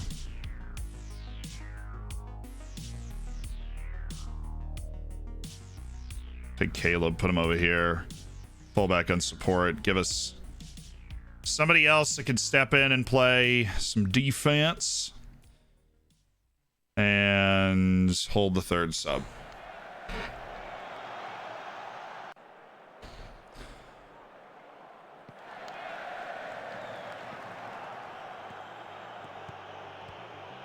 Nice pass. Oh, very, very nice pass, though. Owen, my lovely man. Still us. Take this fool on. You are fast. Thank you. At least get yourself into that position. It's good cross. Good work. He's learning. I still don't think he's actually learned the knockball past opponent trait we've been trying to teach him for a year. Unfortunately. Oh God, Spear is now getting worked on the side for a defensive possession. My left back isn't here.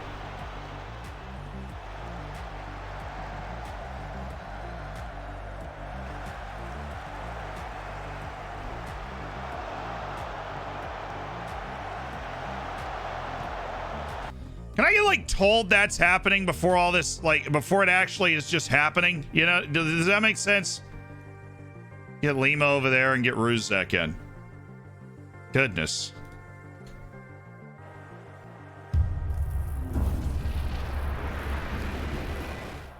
Hanging out on stream with my boys, cracking open a beer and watching the Dorfs on this fine Wednesday Eve.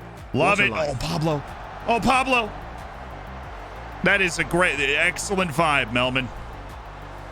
You're a great part of the Hammers. C-. King Kalu, thank you for the tier 1 as well. Welcome to that elite online gaming community, the Hammers.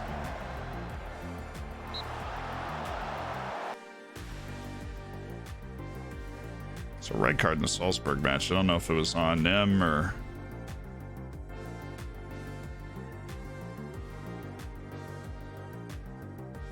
You hold Oliveira as the target man, release valve, and lower the tempo, lower the passing. Set that up. Yeah, okay. To waste 2 subs because of orange injuries. Let's get this ball out.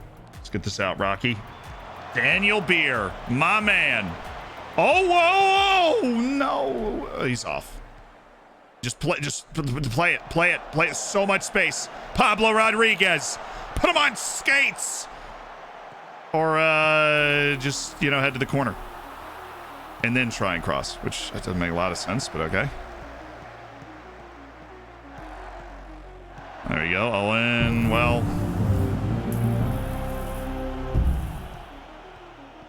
Ye.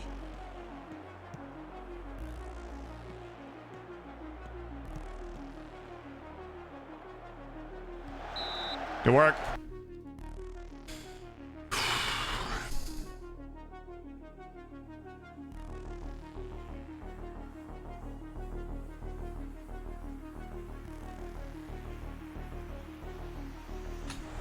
Get Oliveira back. Get Oliveira back.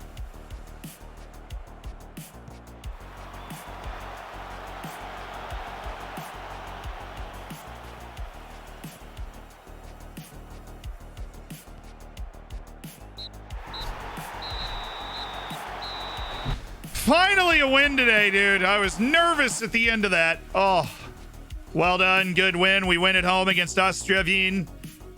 We keep it going. 3 points, baby. he did a win. Yeah. Have you realized, but I thought I'd say something as you guys removed him from the Streamer Showdown, but you have a certain Man United player on your team list as your thumbnail on the Zealand Live channel.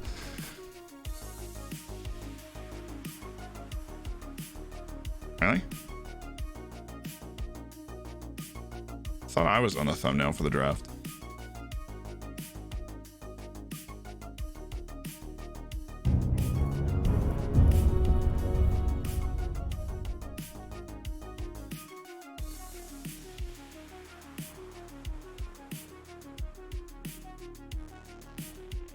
No, I don't. Oh, it's just his name for the draft one.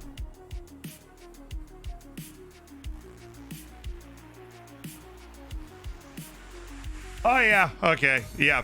Good eye. I'll have the thumbnail guy remove that. I'll get a new one up tomorrow.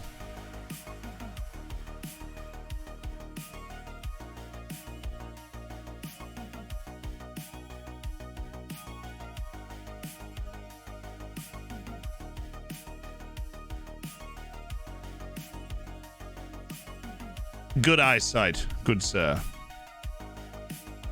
Okay. Weird all the match in hands in this situation, but doing fine. Oh, it's a gashed leg.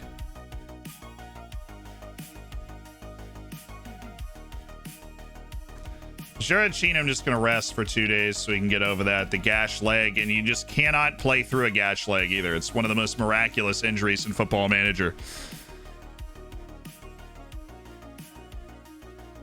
Is there an updated version of the video on how to install your Regen face pack? It is the same process in the new game, correct? But there is an updated video talking about the updates to the face pack and how to cleanse your computer of the old face pack so you can get the new one in.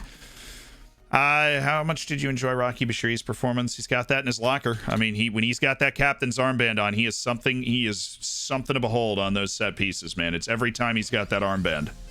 It's crazy. Do not want to work on that. I am going to work on training and technical. I'm going to do a little technical training this week. All good. And then we have Sturm Graz away in a match that could obviously continue to elevate us in our pursuit for European places this season. Look up an accent redemption. Got it. Oh, yeah. Isahaku Abdul Fatawu. And then, of course, the accent. We can just bring out Clive. I think somebody wanted Clive to come out for a match. We can do that for Sturm Graz.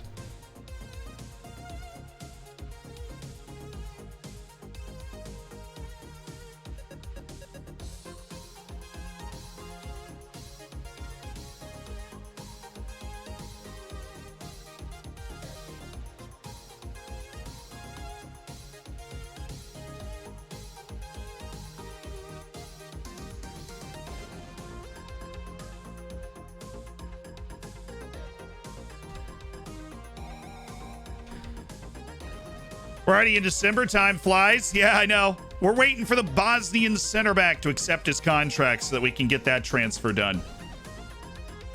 Oh, the youth players. I was like, guys, we have 2 more matches left. I really don't think you should be going on a break yet. He's mandated a release clause. 7.25 million for Nolan would be hard for me to turn down. Lucas Clooney's got a great respect for me, so then you've got a great respect for this offer. Well, looks like we couldn't bully. Well, then, haven't we just botched that?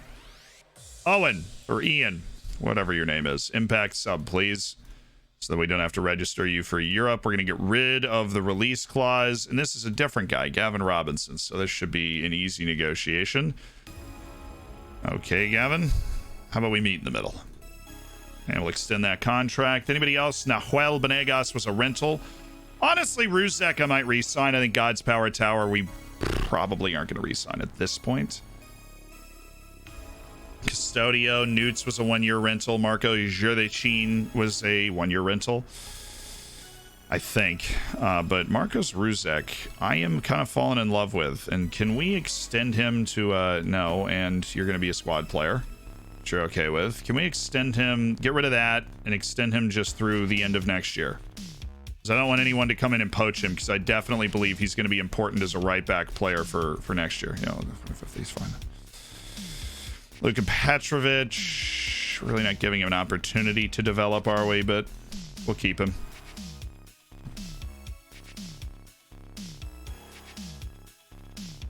Some absolutely endemic consistency issues with our young players.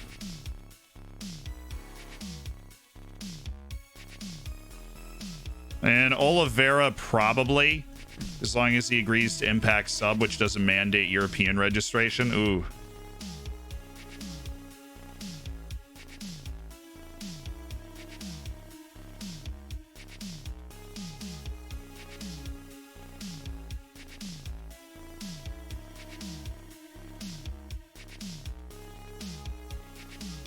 Really don't feel comfortable going too much higher than these offers, bud. Thanks. So what is that? Lai? Okay, not performing well. Good. Recruitment meeting. We'll do that first. What do we have? Inverted winger off the left. Alex Perez.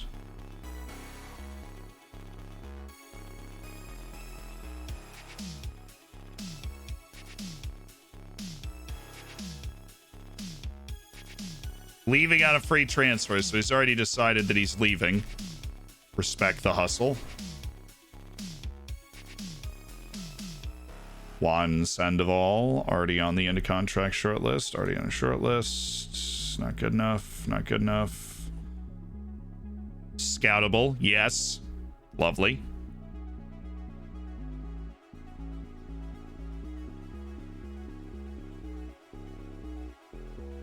Very unlikely I signed that guy. He is right on the line of me sending a scout to go look at him at all.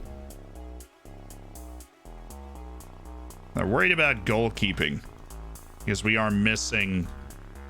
Or Blackman just signed a new contract, but he's always drawing interest. And we do have Croston. Croston is not a disaster if he has to play. He plays in our cup matches, for crying out loud.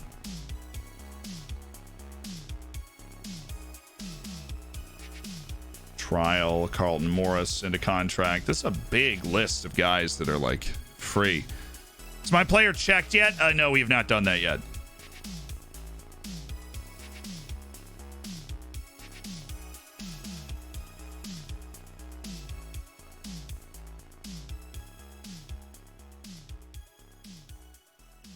Interesting.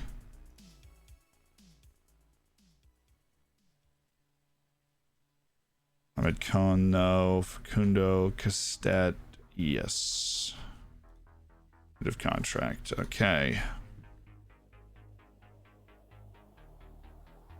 This guy looks like he is stupid good, so we're just going to throw the main scouting push on him right now. Good work. Made it through one, now for the other. No longer a weakness. Disagree. Should be encouraged to try killer through balls. Are we already okay, he stopped getting worse. He's literally unflappable. This dude's got such good professionalism too. I have no idea what's going on with him right now.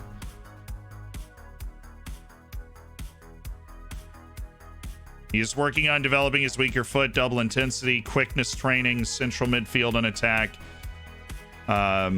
He just needs to be not slow. And they want to try and improve his traits. They want to make him play more killer through balls. Look, we need to stabilize him first.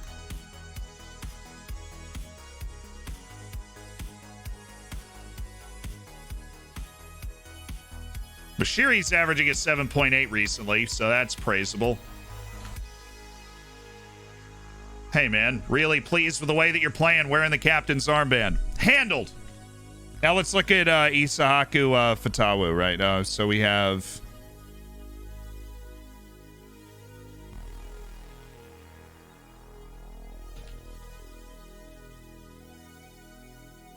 Oh, baby, is he not here?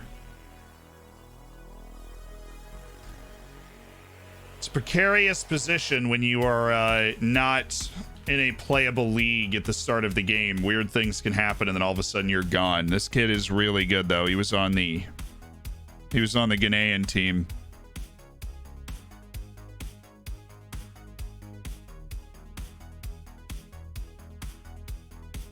Yeah, he's not here. And we have a huge database on right now.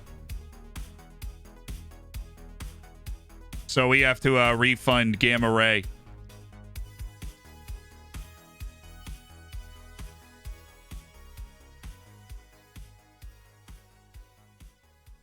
Eric Shuranov.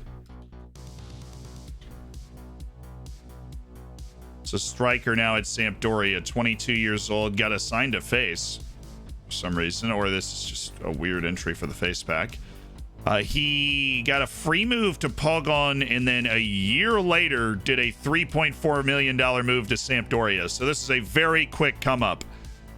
The free move was a coup for Pogon because he 33 appearances, 13 goals, 1 assist, and a 6.83 in the second Bundesliga. Shows up and then lights it up. And the issue is he becomes a regular player in Serie A, and he's not been great. 6.66 in his first season, 6.64 in his second season. He has not been great since he made the move, but he does have 8 U21 German appearances with 10 U21 goals. This guy has goals in him. He just can't score for Sampdoria for some reason. 22 appearances and 1 goal is an absolute living, breathing nightmare for Eric Shuranov. Also, Paco with 5 gifted subs that somehow just right over my head. Paco with 5 gifteds, thank you. That's his real face? Okay, it's just a weird entry in the face pack.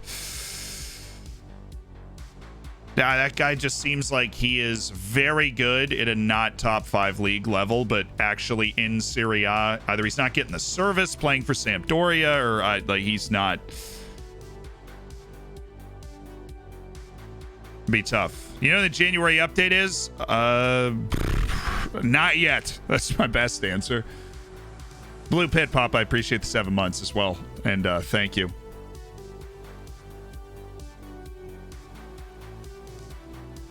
And there he is, ladies and gentlemen. 18-year-old center back who's professional with 2 decent feet and the ability to elevate at a high level despite his incredible inconsistency. This is a wonderful value signing, Bojan Brodnjak.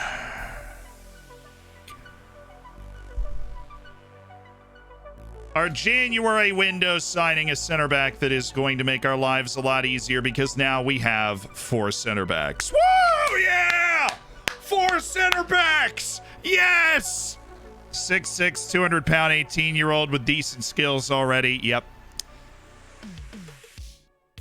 Oh, absolutely, inconsistency is dangerous. And if unless we see him produce consistent results in the first team, he's somebody that we're probably selling a couple of years because we don't want to have a very inconsistent player on the back line, you know. But he's so much value in such a unicorn type player, and it's going to be worth a lot of money that we wanted to get in there and make sure that we were the team that got him. I think Daniel Beer is going to have to play against Sturmgratz. Depends on how Caleb comes back from this gashed leg that he has. 4 center backs. Who is this, Man United? I know we had 3. We literally been using 3 center backs the whole first part of the season. Daniel Beer, Caleb Spear, Rocky Bashiri. That's it. Diakovic just played there a little bit. I think I played Benegas there once, but we have not had a 4th center back that we wanted to put on the field at any point. Yeah, we went back and signed the guy from yesterday. We figured out what the issue was.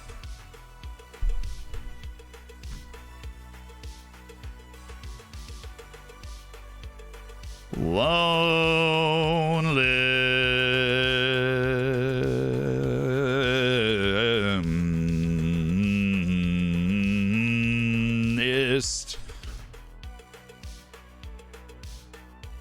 Samusa Doumbia, they are trying to get rid of. Yassine Belkacem. Clearly not up to the standard to be playing there. Agent just thought he'd send me a little email, said, hey, yo, this guy's free. I'm just thought I'd slide by and let you know. Hold on, wait. Oh, I'm setting up plans to watch the U.S. game tonight. Let me see if this guy can go.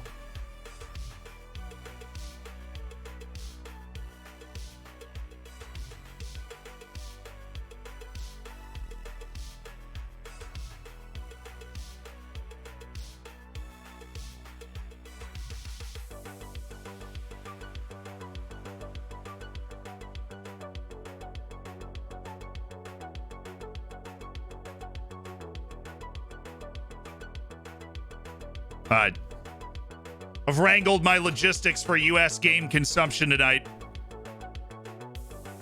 I just figured I should answer them. You know, did you see the temperature for the U.S. Honduras game? Isn't it like -8 Fahrenheit? Let me see.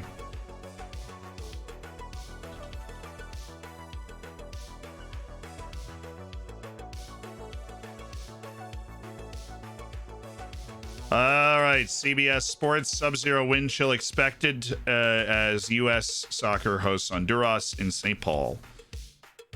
Temperature for tonight's qualifier is projected to be about 4 degrees at kickoff. The coldest U.S. games at kickoff have been... Oh, okay, so the coldest games the United States have ever played was in Hamilton, and it was 20... Well, it's because normally we don't play in January. That's why it's so cold. Normally we don't play. Arctic air with dangerously cold wind chills are settling across the region. Wind chills of -25 to 30 are likely throughout tomorrow morning. If you have outdoor plans, be sure to dress appropriately, as frostbite can occur in as little as 10 to 20 minutes. That's settling. For those curious to know what -25 wind chill is in Celsius, that's -31.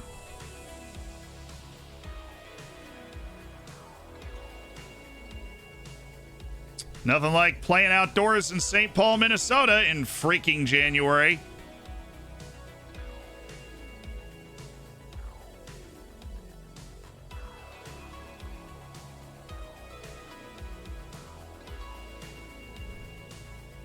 Shorts weather? Yeah. Nice frosty day out, eh, boys? A big old game to play, huh, Day? Yeah, it's gonna be great. Oh. Who wants to play in Minnesota, eh? It's gonna be, St. Paul. It's the Twin Cities there. It's my favorite.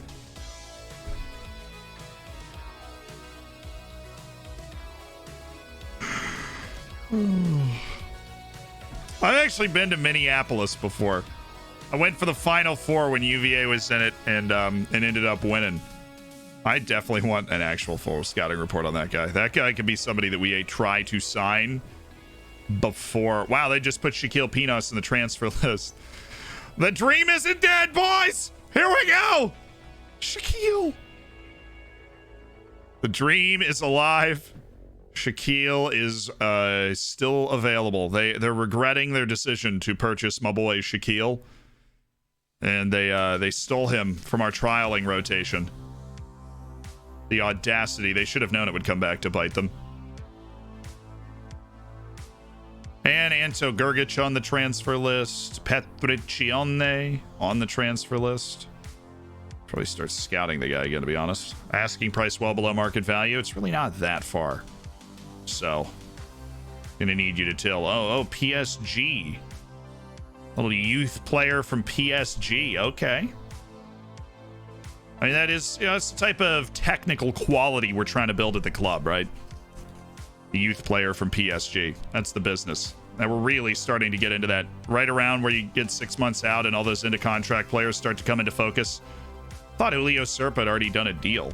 Apparently he hasn't, and now he's like back in a viable option again. Who knew? Maybe it's a different Julio Serpa, because I totally thought that man had done a deal already and was just like off the list of players that we could potentially sign.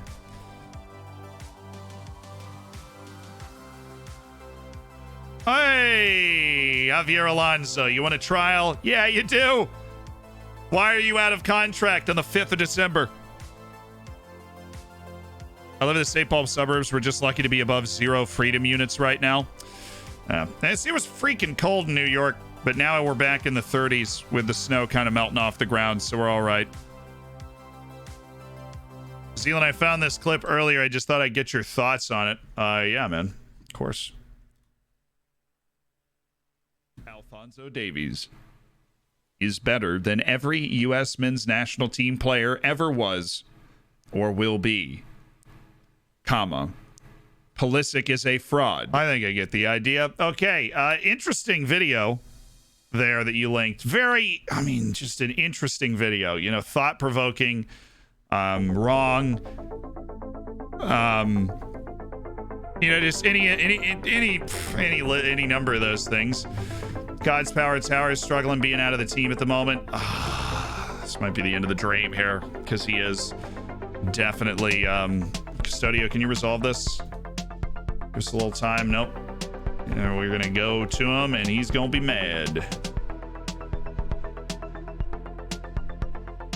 I agree. Alone sounds sensible. I'm not gonna stand on this. We've got a very strong midfield. He has fallen out of favor with the team recently, and which is unfortunate. We love our boy, God's Power Tower, but he knows that he should fly to greener pastures.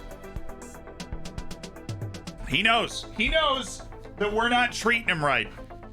He knows that he should be starting every match, and we should be starting him every match, and you know, it's tough. It's tough to admit that sort of stuff, but God's Power, a player that captivated for a year and a half, he fell out of favor. He just fell out of favor. And he's a darn decent player, but he just fell out of favor. Yeah, okay, what's up? So, how much do you want to get revenge against Sturm Graz? Helps motivate the players, certainly. Satisfying as head coach to see us play this way? Absolutely, and we've got a real chance to go out, play Sturm Graz again. And, you know, they've got the match in hand on us, but we'd love to try and climb our way. Top 4 is guaranteed European positions, we think. I mean, I'm pretty sure we just lost some European places or something.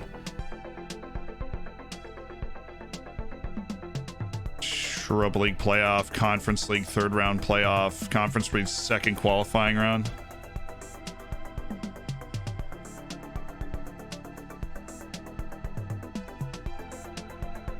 Okay. So there's some stuff up in the air there, but top 4 we're okay. Whatever. It doesn't matter. We're gonna get as many points from this season as we can. And we've got a rested team that's ready to rock and roll at Sturm Graz, one of the 3 best teams in the league, and we got to be ready to play at a super high level today. Everyone be quiet about temperatures. I'm currently minus 28 freedom units in Fairbanks, Alaska. To be fair, I was in Alaska in August. That's just not relevant at all, but I figured I would just say it. It felt like this was the moment that I could sneak that into casual conversation. Hashtag check out the vlogs. God, I'm smooth. I'm so freaking smooth.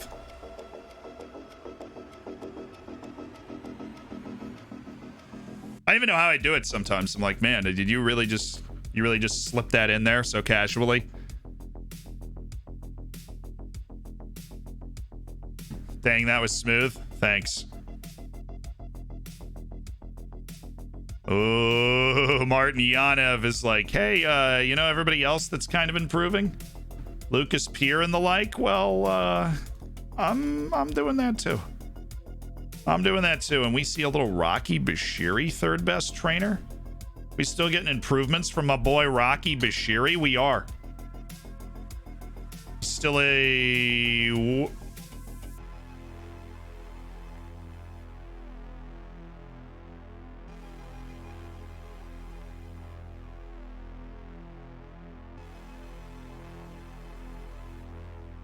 Now this is the weirdest message I've ever gotten.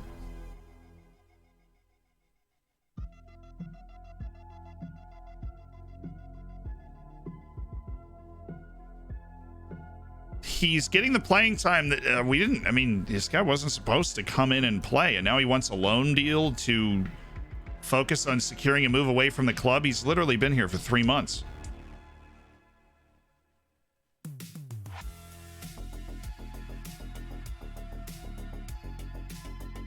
I mean, you saw it, right? It says impact sub, impact sub.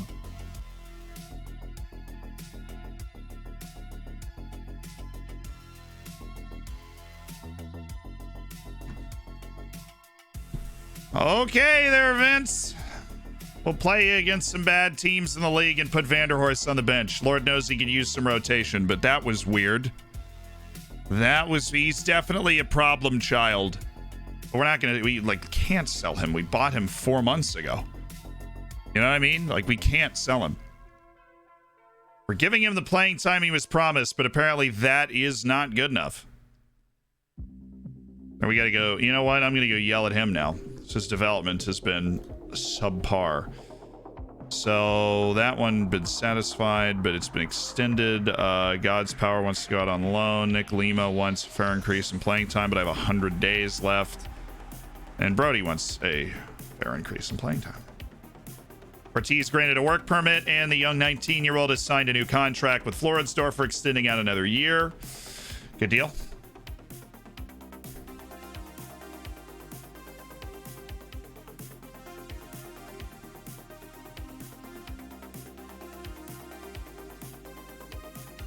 Hey, you turned 16. Happy birthday, Martin. Turned 16 yesterday. The youngest ever Floridsdorfer player. Okay. Nolan. Or no, Anderson's finally back. We can go deep lying playmaker on defend and Vanderhorst there. Anderson is finally back. So, Vince Brody, I'm not going to play you in these two matches. We're going to start working on your playing time after the break. Lima Bashiri, Spear is not okay. Daniel Beer tried to really mess things up by picking up a bit of a knock too, but we can handle that. Diakovic, if we absolutely need it, can step in and play center back. Paul Nolan for God's Power. And we have Kuhn over for Vidic. And Anthony Schmidt instead of Nutz.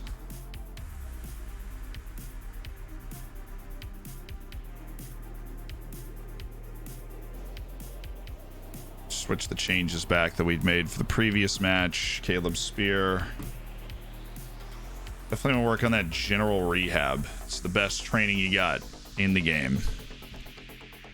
Vidic, Nutz, Oliveira, Asensio back in for Jurashin. Just a little bit of rotation, bringing him out of the team. Vanderhorst, yes, he's recovering his form after a really terrible spell. And is he improving? No.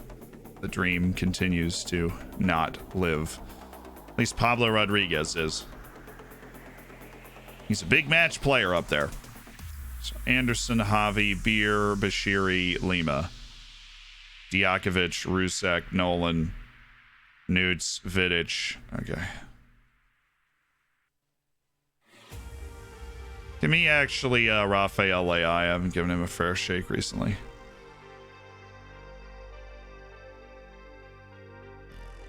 And Ortiz is faded to that impact sub-level playing time. Anybody else got weird concerns about their playing time? Custodio, we know about Brody, Lima, and God's Power. Okay, so nobody else has weird concerns about their playing time. God's Power, I'm going to put on the loan list. Or I guess it does that automatically. That's good stuff. Big match away to Sturm Graz, then a gargantuan match at home against Lille. Where any point guarantees the European knockout stage of some kind. A win guarantees Europa League knockout stage, potentially as the number one finisher in our group. And that is what we are playing for.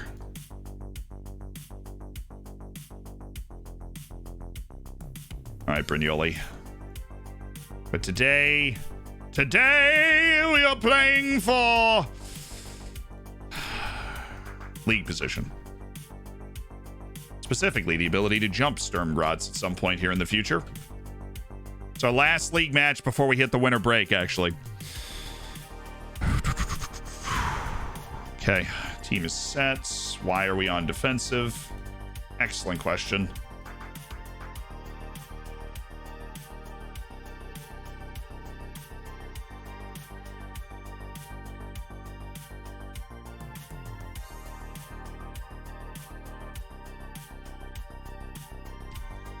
Not close down Kelvin Arase. He is a devilish dribbler. Devilish, I say. Don't really care about Kadishvili. Okay. Set pieces. Last thing we need to check.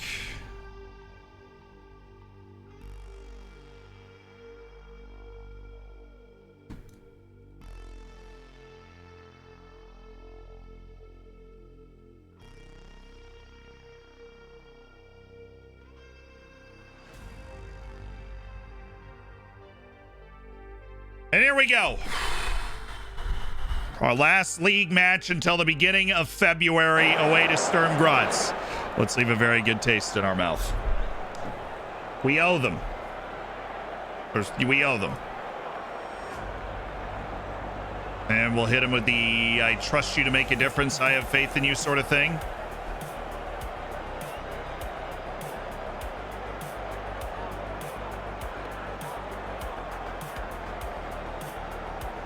Clive, right. Ladies and gentlemen, welcome to this match today.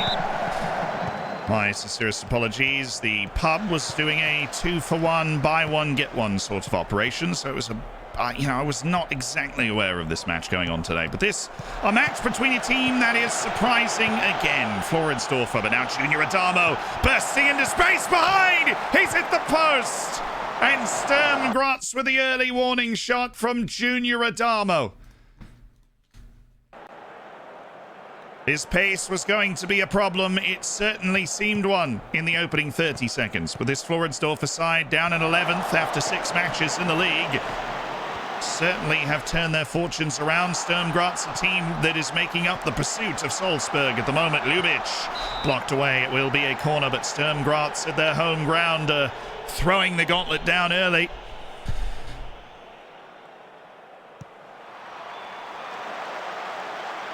Cross is claimed rather comfortably by Blackman. Kitashvili on for Renner. Renner in for Ljubic. Ljubic back for Sucic. And there is going to be an extra man, and it's Iwu. But Blackman is arguably the best goalkeeper in this division. Turns him away rather easily. Towards Sucic at the back post. Daniel Beer is in for an injured Caleb Spear today. The 19-year-old Australian deals with it well enough, and this early spell of dominance from Sturm Graz is showing no let-up here 6 minutes in. Sucic. Kitashvili's on for Zakaria. Zakaria pull back for Adamu. Oh, great save by Blackman against the flow of the play. And it looked like Adamu was going to be blocked, but he found a way to get that shot through. The delivery to Schmidt, and Kelvin Arase clears it. Iwu had gone down with a bit of a knock, in the Floridsdorfer AC side that has made a really interesting habit of starting matches slowly and growing their way into them. Seems to be doing that all over again. Jan Gorink Stankovic. Easy enough defensively. Bashiri struggling with Junior Adamu again, and Blackman forced into a save that he should be making. Intense pressure from Sturm Graz.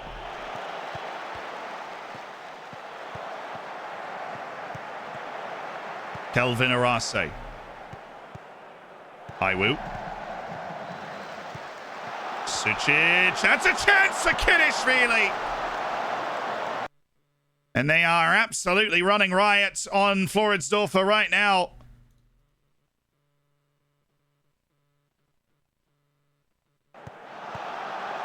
Kitashvili simply unmarked.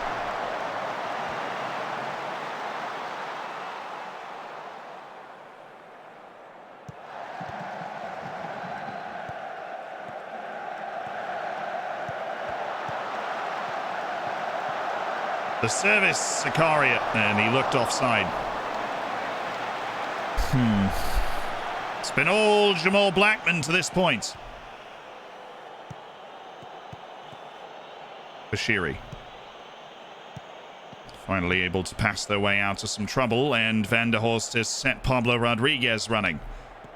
Floridsdorfer has not attempted a shot yet in this match, but they have not allowed too many obvious chances. The other way, Asensio was offside. He was offside as Lima chipped a service towards him. Kitashvili. And now it's Iwu.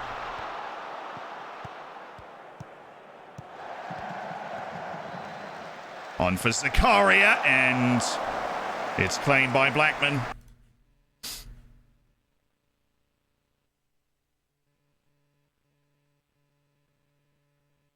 And Shannon making a bit of a change here. He's rearranging the way that his midfield's lining up 30 minutes into this match, as Sturm Graz have been dominant to an extent rarely seen in this division thus far.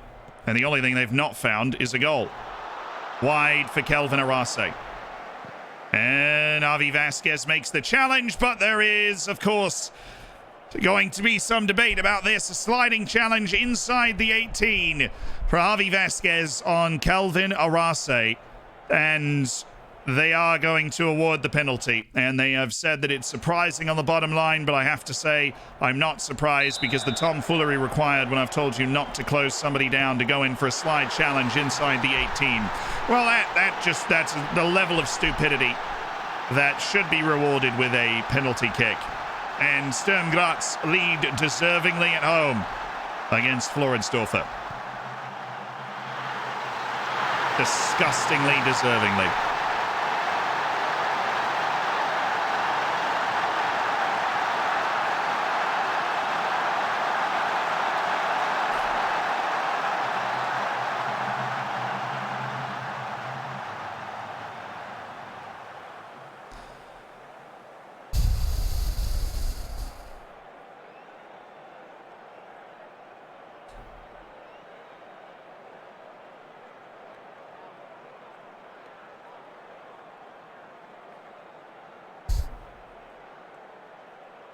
One time I don't have Vidic on the bench.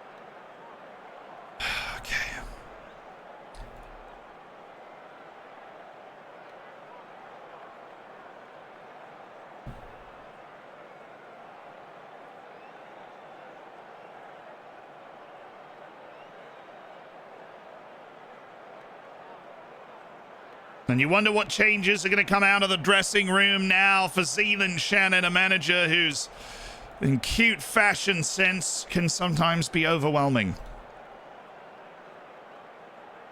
But will that be enough? Will that be enough?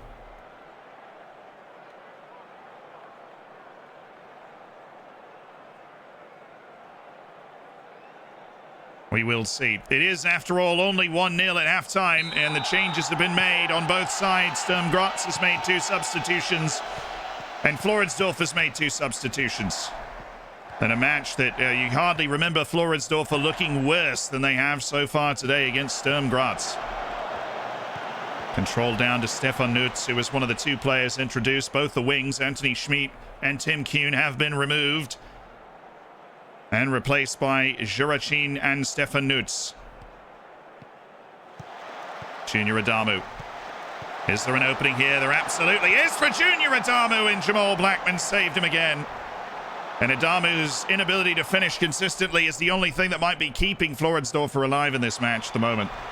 And Jamal Blackman, of course, having signed a new contract with the club as their talismanic goalkeeper. This is a shockingly abysmal performance. It's well tackled by Nutz. It's down the line. Scott Raul Asensio, who has shown for him. Now Anderson. Immediately put under intense pressure, but they have unleashed something. It's Raul Asensio in! And they're really trying to steal back level.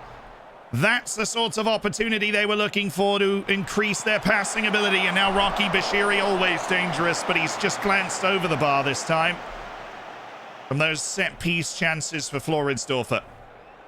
But there is a return to some belief with those halftime adjustments that they could find something in this match.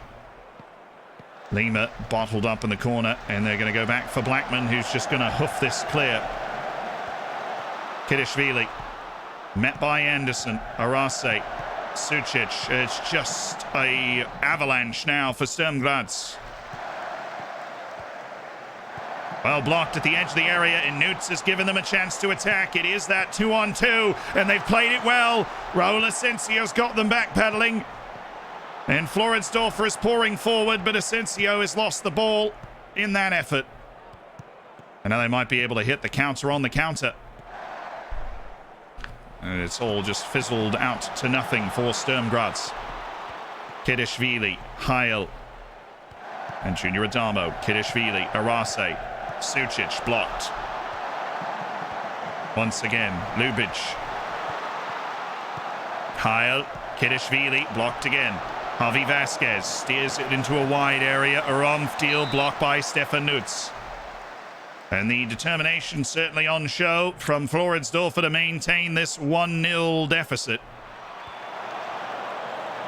But they are going to have to take advantage of those rare chances if it's all going to be worth something.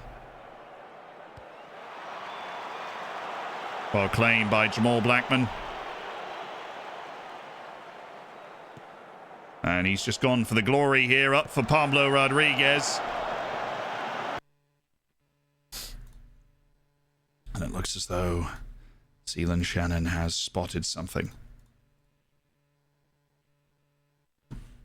And Marco Juracin might just always be available. Arase, saved by Blackman. He was offside, though.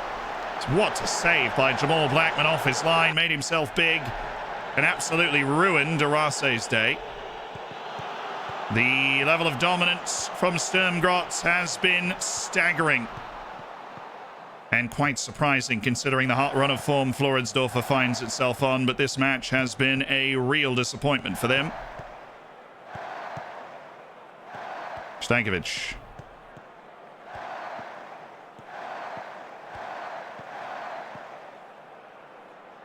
The service into Ramftiel in space.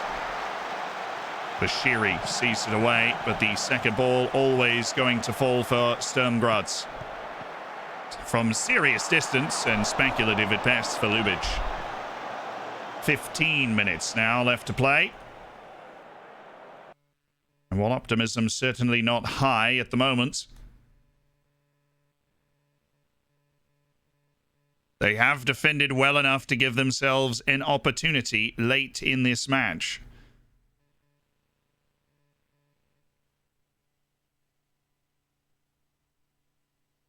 Now, just about everyone is playing poorly, but Jean Oliveira is up off the bench. Golivera, as he's known by Floridsdorfer supporters, a prolific player in terms of his goal output. Will his presence be enough to galvanize here? And is there really a chance left in the game? As they've taken Pablo Rodriguez off the field with that substitution. He'd had a particularly poor performance.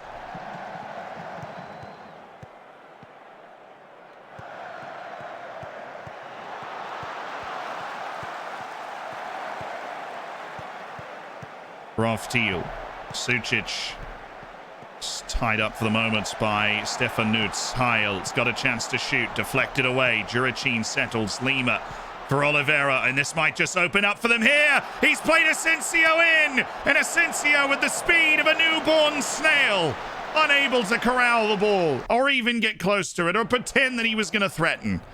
Oh, it's a lovely bit of passing all the way around until the final ball ran a bit too far. And despite the onslaught of blocked shots and near chances, this really has been an opportunity for Floridsdorfer to pull themselves back. Blackman instantly up towards Asensio, who's won it towards the corner to no one in particular, which sums up the overall awful and shocking performance by the assorted players for Floridsdorfer today. And a collection of match ratings that would not be fit for a U18 side in this sort of stage. Blackman again. That doesn't look like Juracin, does it? Nope, certainly not. It's actually the other side of the field from Marco Juracin. which is just a fabulous bit of news that he actually has no idea what Marco Juracin looks like. And so even though he's been told to pass the ball to him, he just can't seem to find him, can he? That's Raul Asensio again. He's played Marco Juracin in. It is the last gasp, but despite all the frustration, it's towards Van der Horst, and it is defended by Sturm Graz. And this should do it for the match now. Surely. Mercifully 1-0. Sturm Graz has won at home.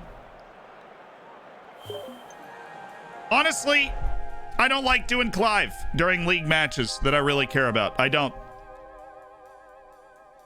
So I think we're going to remove that. Sorry. I don't. If I start to get mad, we start losing, I feel like I can't focus on like how to handle the game. And so, we just got absolutely waxed.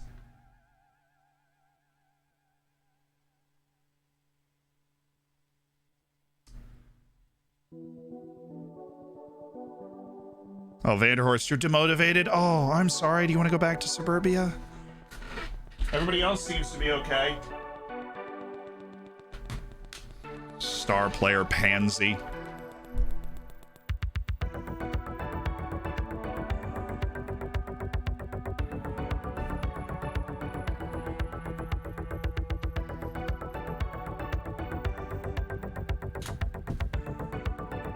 What a terrible performance. Everybody played awful. Except for Blackman, obviously. Just a terrible performance. Why does the missionary run on unleaded? Because he is a Catholic converter.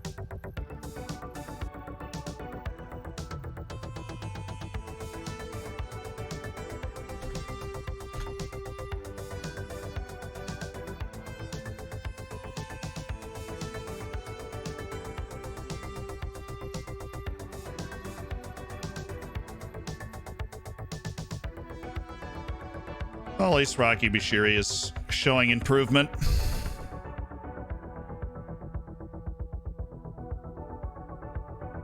You guys hate on that dad joke. I liked it. I'm giving it a B. I'm giving it a B. Bluebird, thank you for the 4 months, my dude.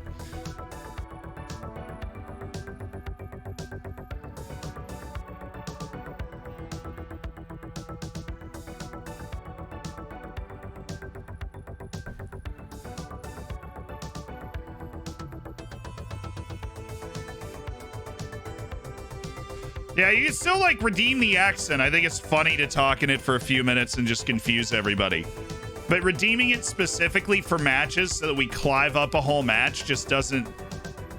Yeah, I think it just changes the match experience in a lot of ways, and obviously doesn't allow us collectively to really focus on what we need to be doing to try and win.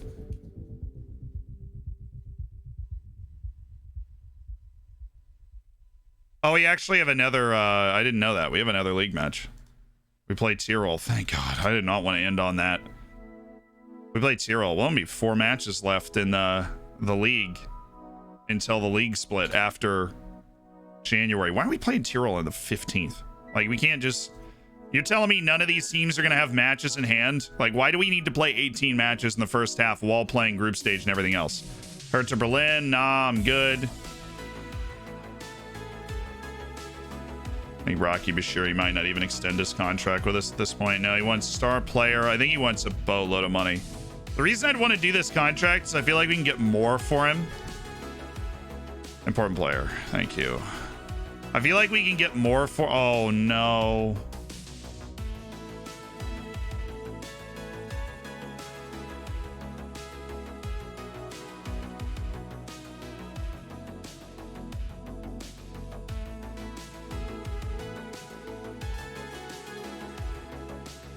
We've officially gone over our transfer budget. And then there's no way the board's going to give me more money because they're like dire concerned about our financial situation because they're convinced we're never going to be in Europe again. Now able to perform well in his new position. Cool. Now you need to learn how to play defensive midfielder so that you can literally be super versatile in our scheme. Also, I need to warn you and criticize your training and development. Bonus challenge in the Europe best I hate this guy. He's the worst guy. He's terrible. Decided to do the bonus challenge in the Europe Best Saves video. That's going to be fun, Woody. I appreciate the 3 months. That is going to be a lot of fun. Yeah, the Axe of Redemption says nothing about matches, exactly. So I think this is what we're gonna do.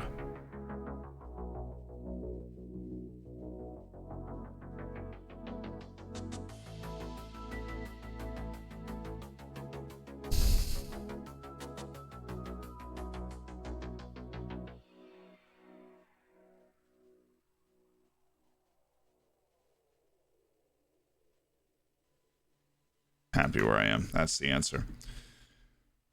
Okay,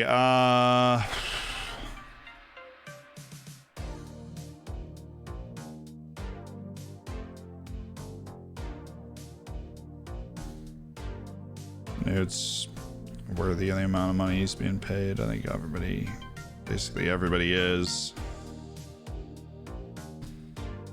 We've been in control of the contracts. It's not like any of these guys don't deserve the amount of money they're getting paid.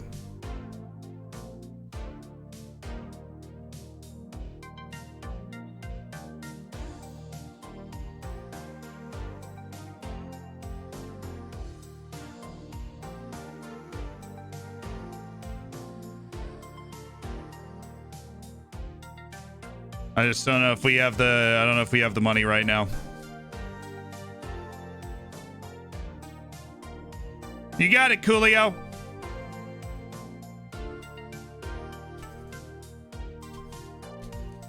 No, we don't need any players.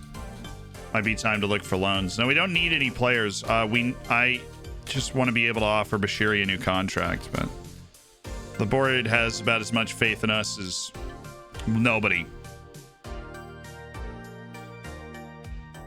Will I be able to make history at taking Crawley to the championship in a year and a half? Only time will tell, Tommy.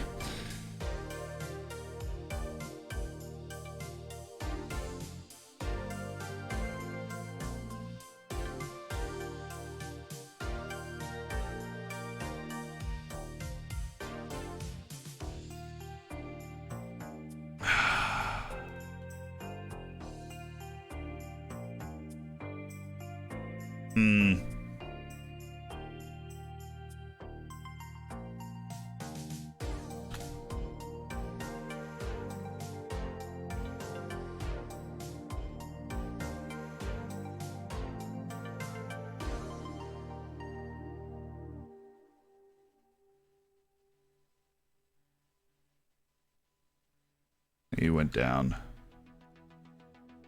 What they were praising his current ability, he went down actually rather significantly.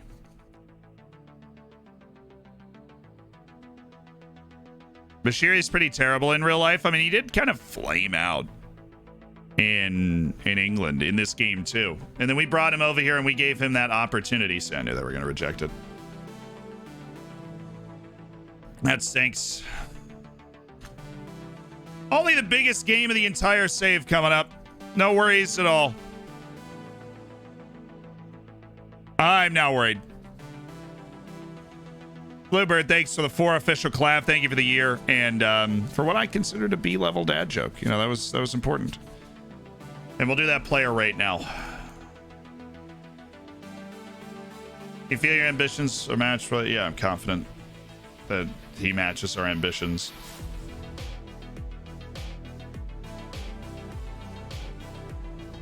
No comment on transfer situations. Thank you very much.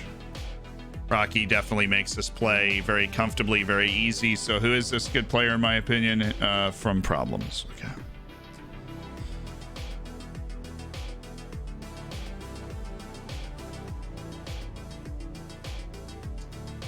So Problems says good player in my opinion. Hasn't started firing yet. Don't know what kind of position to play him in. Should he be a deep lying forward or an attacking midfielder, advanced playmaker in my 4-4-2 diamond? I am thinking deep lying forward because he doesn't have great decision-making vision, but he does have great first touch and finishing. And obviously 20 technique is just sensational. I mean, that's just lovely, right? I mean, it's a guy that as a deep lying forward would have more opportunities to run at the back line and have an ability to receive the ball and separate quickly and and do something. His dribbling being a little low also means that he can't attack as an attacking midfielder, and so he wouldn't get into those positions as much. He's definitely a unique player because he's not fast per se, and he can't dribble either. But he doesn't have the world-class intelligence, at least at this point, to be playing as an advanced playmaker for a really, really great side. No. He asked if he should play as an advanced playmaker attacking midfielder in the 4-4-2 diamond, or if he should play as a deep-lying forward. You're saying you'd never play deep-lying forward in a 4-4-2 diamond. I don't know if that's the formation he's talking about. Like, if he has a different formation that uses a deep-lying forward. I also have no huge issue using a deep-lying forward in a 4-4-2 diamond.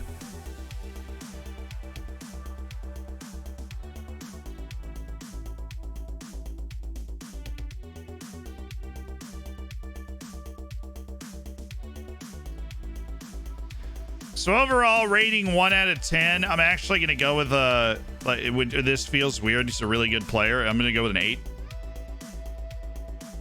That 18 off the ball is really what keeps this above a 7 for me, because that means that he can play. Like, he is built to be able to play as somebody pressing against the back line.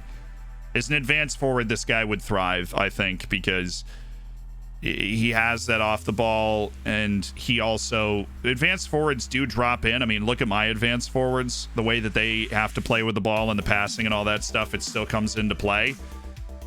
So I think advanced forward's probably the best way to do this, and I'm going 8 out of 10 problems.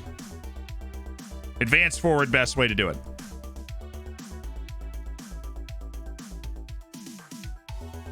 Needs to be taught tries first time shots. I agree with that.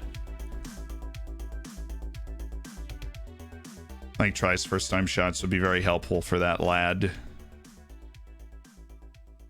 Patricione is definitely worthy of being on that list because he is on the transfer list at the moment. So fascinating. Julio Serpa. A player that is continually interesting to me because he looks like a winger, but he's only natural in the middle of the field, and which means Matt Salah all day long.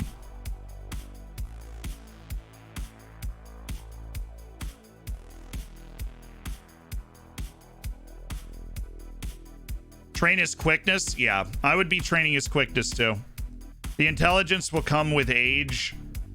And I mean, if you could focus on attacking third, because that works on decisions and composure, I think that would make him smart enough to be able to play as an attacking midfielder, perhaps. But training the quickness is a more obvious move.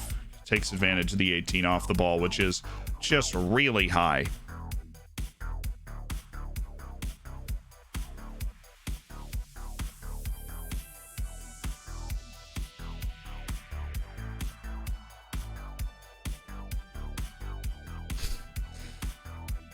All right, Anthony Schmidt, you have underwhelmed recently, so we're going to go with Stefan Nutz. Oh, I need Schmidt's pace. I'm literally relying on Anthony Schmidt just not having an awful game sometimes.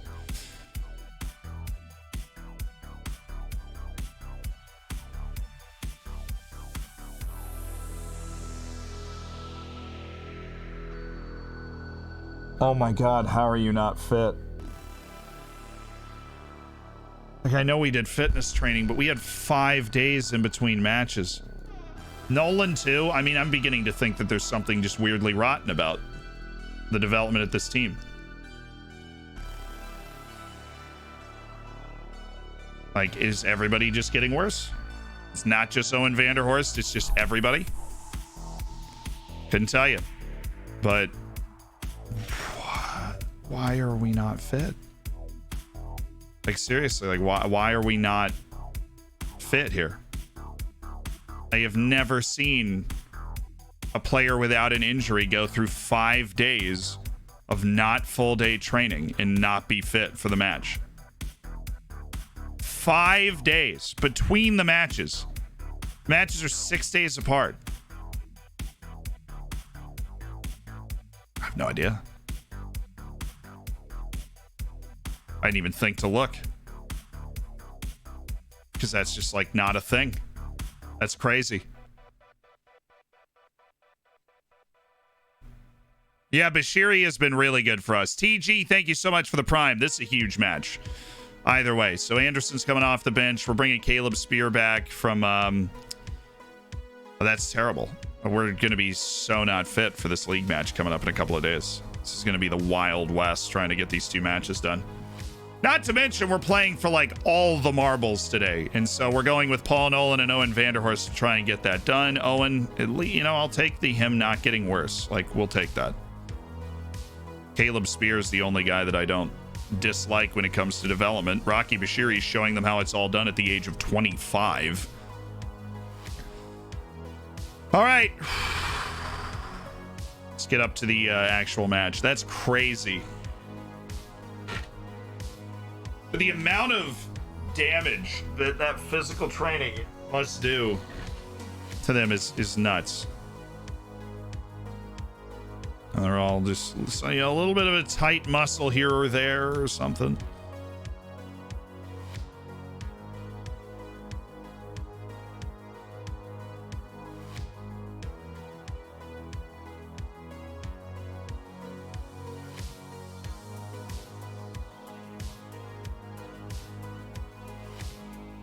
I mean, he gashed his leg 2 weeks ago. It's an 8 to 11 day injury. I have no idea why he's not fully fit from that. That's crazy to me.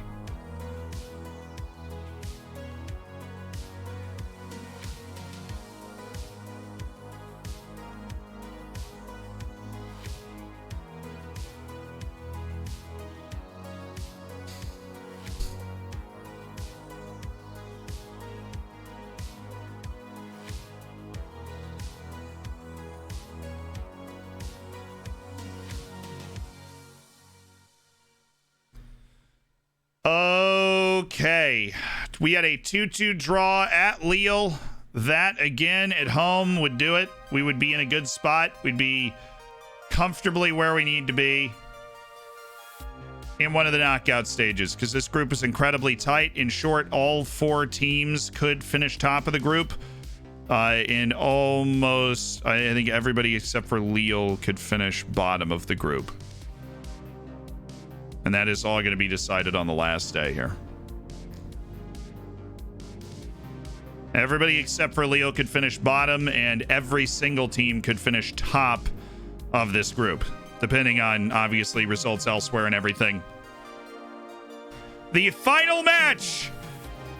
Okay.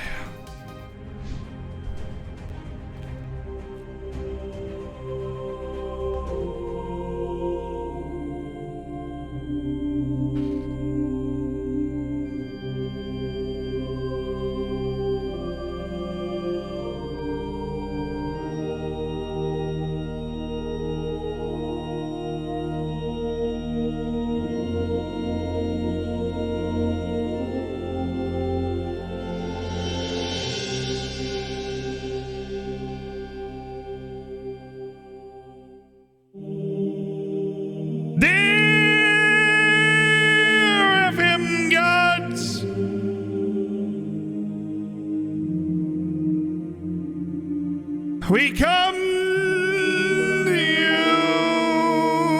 today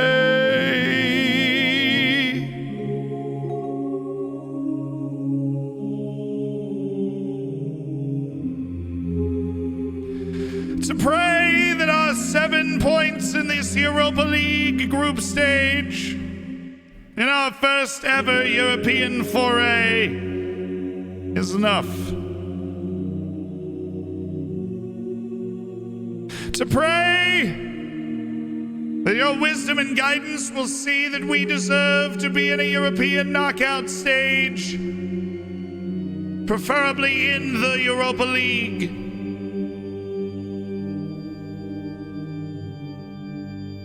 To pray that you smite thee from Lille into oblivion for their lack of faith in you, FM gods.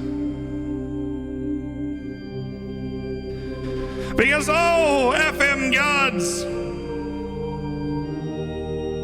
we will need you today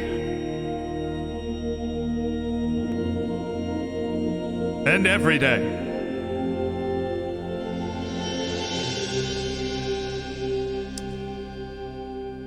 Take these hands of prayer as a sign of our faith, FM gods.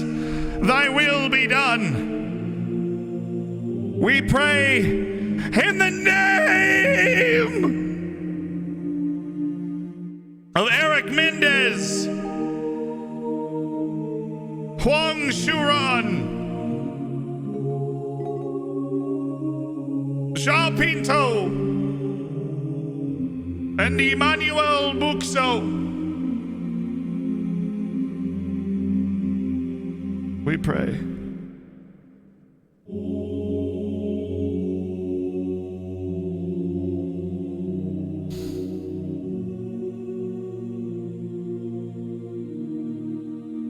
Ramen. All right, biggest match that we've ever played. The last group stage match. The teams are on 8, 7, 7, and 6 points. It's an absolute mess. We got to go out and just, we got to go out and just play a heck of a lot better than we played in that last match against Sturm Graz. I'll tell you that much right now. We've got big match players. We got Pablo Rodriguez, Raul Asensio, Owen Vanderhorst that show up in the big moments.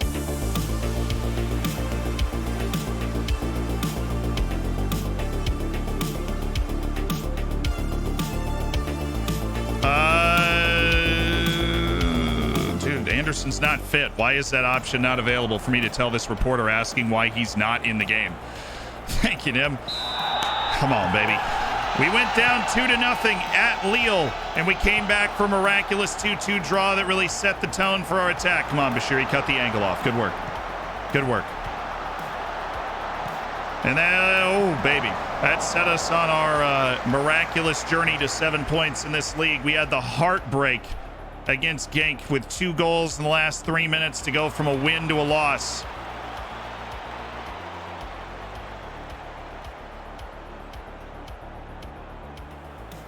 If anything, we got pushed. What are you calling? On us?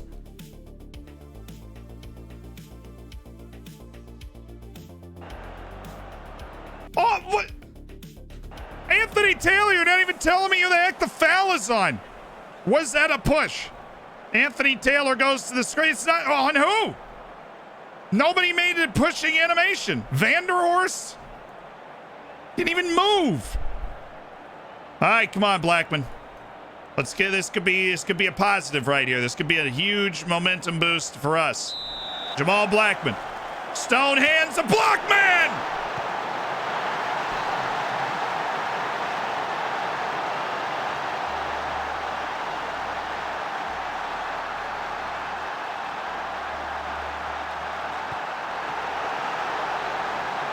Not only did you not deserve the penalty, you definitely didn't deserve that.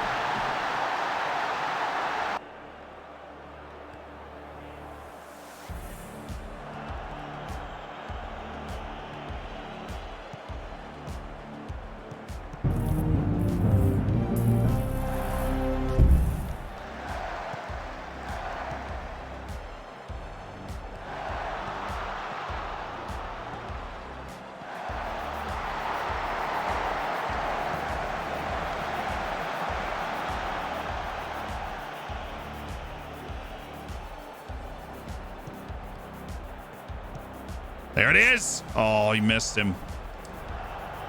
He missed him. Come on, Owen.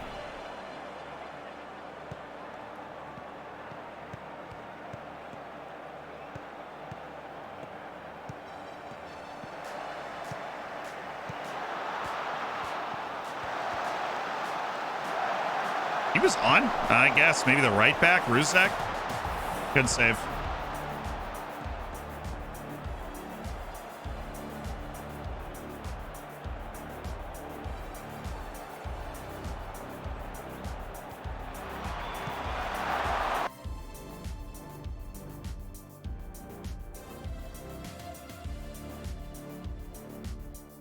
They're going back post. They didn't even have anybody trying to make a run on the front post. They're hitting the ball back post every time. We need to stuff it up. There we go. Start playing our way into this match. We just got a couple of shots. We've had a decent amount of ball the whole time. This is eerily reminiscent of the first game we played where we didn't do anything the first 30 minutes. We just defended. And now we go get something. Kuhn, Rodriguez, Asensio. Is there a slippery ball here? Rodriguez, Vanderhorst. Wow, we just... Honestly, we were so slow trying to make those passes that everybody ended up running into each other. We had too many options. Get this out of here. Oh.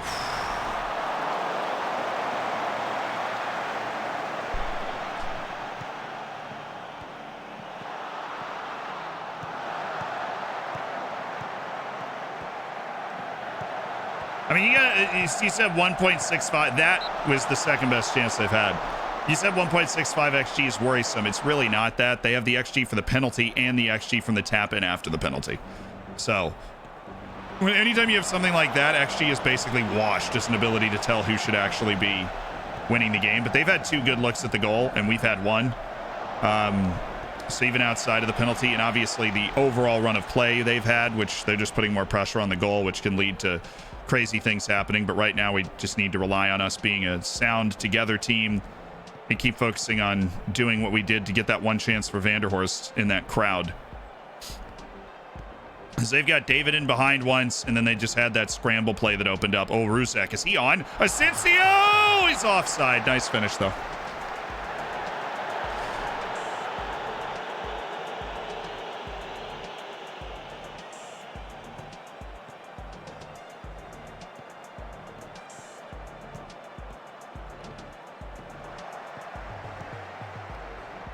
Nice, Rusek. Definitely need Nolan to be good today.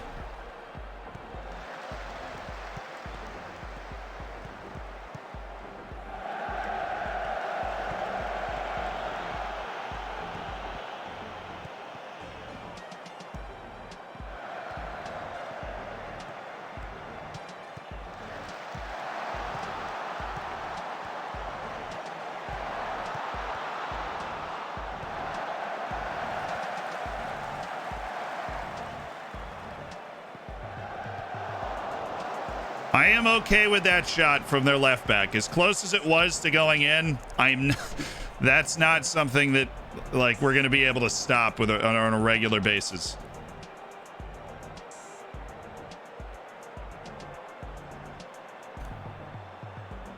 So Dijakovic doing a great job laying down that 6.2, really earning his potential playing time in the future. Love that from him.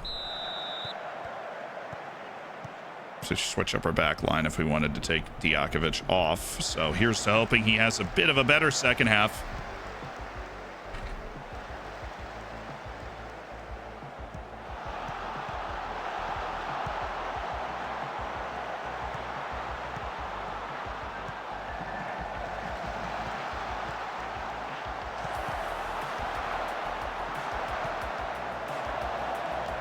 Their left back wants to keep bombing away from 25 plus. I mean, I'm going to take that.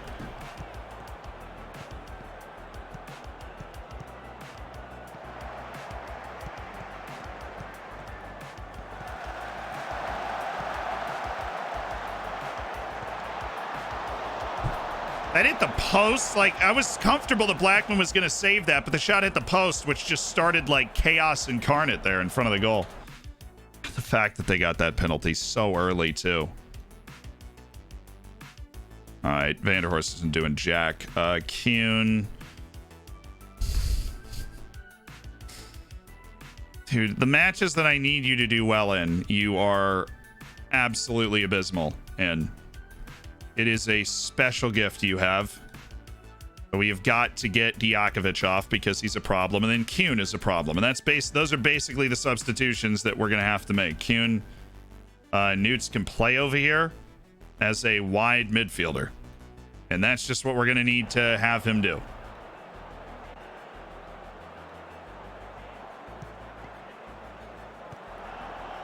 And we're just going with the big 3 forwards and have Juricin up there as well. Oh my goodness, spear! Raul Asensio! Foul him. That's disappointing. Good work, Schmidt. That was fine. Show Juricin. Good. One more. Stefan Newts!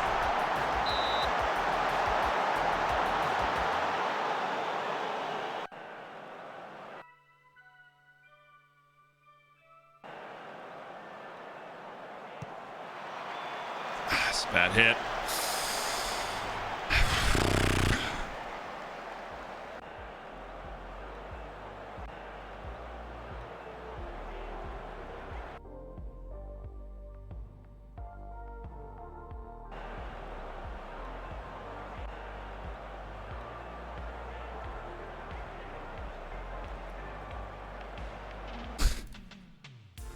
Freaking electric stuff here. Absolutely electric stuff.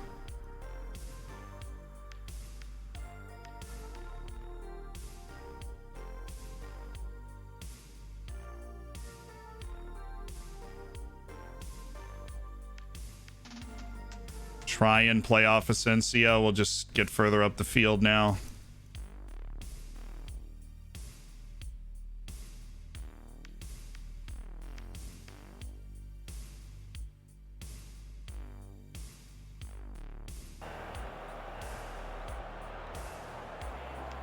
Oh my goodness, Newts, if you could do this. Oh!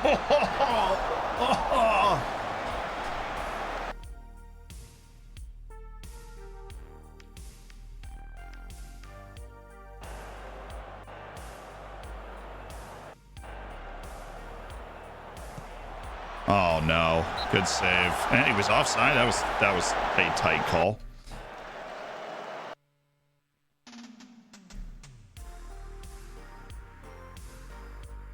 Ratings in this game are just so bad.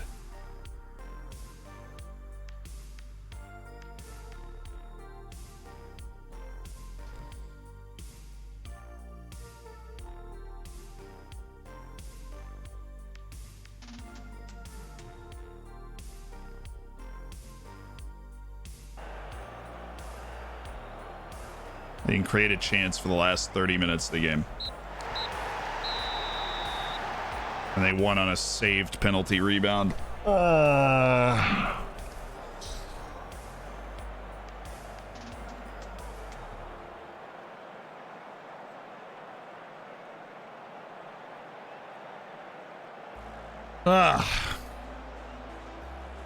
forward's been absolutely awful in the last two games. Absolutely awful. Rodriguez, Asensio, Vanderhorst, Jurichin, anybody that I've put in. Awful. They've been so bad. Tom Kuhn in 2 matches where we're like, hey man, we don't really have a sub for you, so you go do well. Drop to 6.2 in both.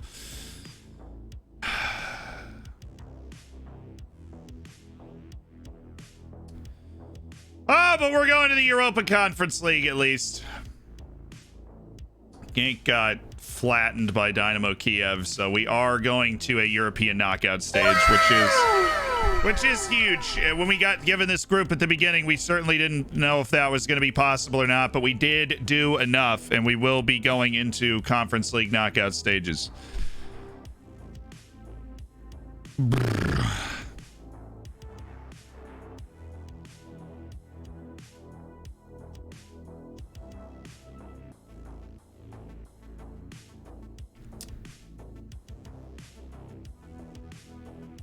So we are into the Europa Conference League first knockout round, the kind of round of 32 of the Europa Conference League. So we're still going. Yeah, well, that's the most talented team that was in that group. That's for sure. They were definitely the most talented team in that group. Take a second, put the rests on players.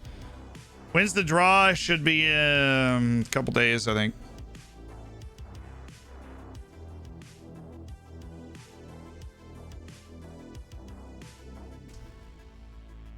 It's a shame, obviously, because with the win, I actually don't think we go. I think we would have brutally been third with 10 points if we'd beaten Genk, because we were still behind on goal difference. We were not on goal difference, but on head-to-head. Even though we had beaten each other, Dynamo Kiev had beat us 3-0, and we beat them like 3-2. So they had a better goal difference in the head-to-head, so they were ahead of us in the group. Which means if they won, there was no... Weirdly, if we won, then we would have gone through. Because we would have been ahead of Lille because they had 8. But we certainly... We're never likely to win that game because their talent level. So I am not happy with the attitude of our team. Like, generally speaking, I am not happy with the attitude of our team. Guys like Vince Brody that just for absolutely no reason just seem to be completely irrational. I need these forwards to figure it out too. I need to get on Pablo in particular. He hasn't done anything the last couple of matches. Oh, I just criticized his development. That's not what I meant. That's what I meant. You've been bad. You were good. Now you're bad. Figure it out. No. Okay, we can't set up his rest yet. Paul Nolan. You know what? We're just going to start Martin Yanov, Paul. It's not like you've been great recently. Yakovic, great audition to never play again. Spear, absolutely. Rest. And Rocky Bashiri. Rest. And I don't know how much our boy at right back expects to get in playing time, but apparently it is a lot because he still has not been appeased in his playing time request. Oh, we are not doing physical training. That's for darn sure.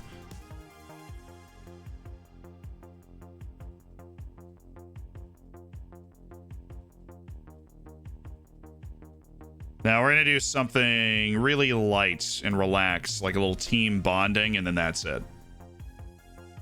So that we will physically be as ready as we can be for Tyrol at home to try. I mean, this is insane that we have to play 18 matches before the winter break. I think usually we play 16. But naturally, we've got to play an extra 2 while we're also in Europe. I have a great bond with the guys that schedule this stuff. They really understand me. I understand them, and I really appreciate them looking out for me the way that they have here. That was really, really kind of them. You survive these instances, you come out on the other side, and we're going to be very well rested for future league matches compared to our opponents, who are going to be in greater fixture congestion in one way or another than we are. Bashiri, Pierre, Martinyanov. Good deal. Is that Lima the winger from Benfica? No. He's a regen. He's an 18-year-old from Uruguay. He is a regen.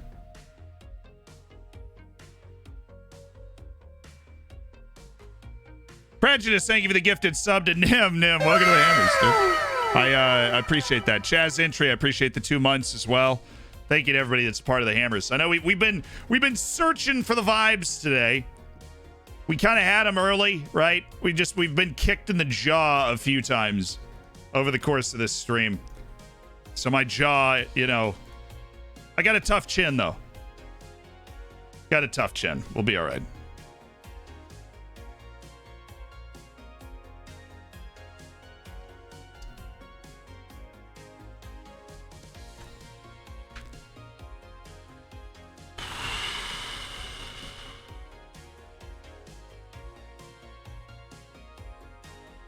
They've got a lot of good players. I don't really... Fabian Schubert doesn't strike me as somebody who is my nemesis, mainly because his name doesn't stick out. But apparently he's scored the last 3 times we've played.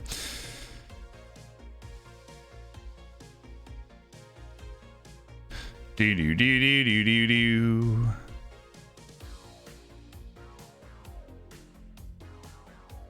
I literally just found that Kuhn guy in the same game. Yeah, no, we loaned him in.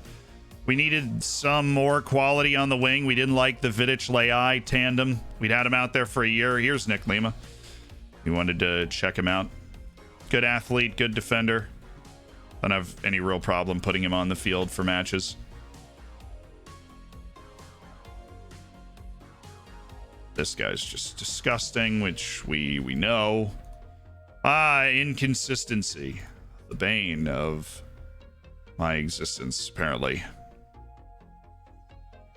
Every player we love, smited by the same blight.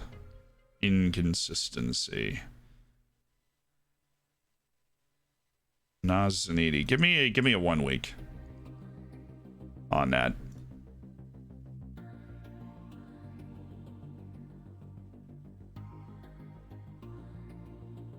It's annoying the way they set that up. Foremost Mindy, no. Christoph Picorner, good. Just need new guys for our end of contract shortlist.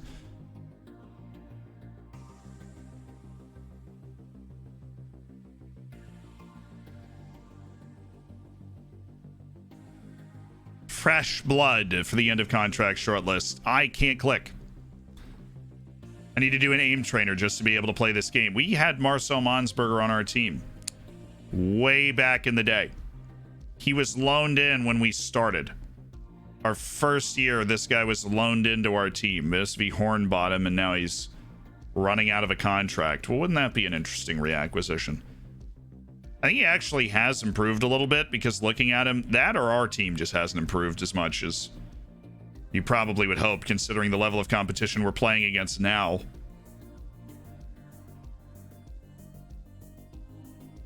Slow and anticipating situations. That's enough for me. Don't really want that at fullback.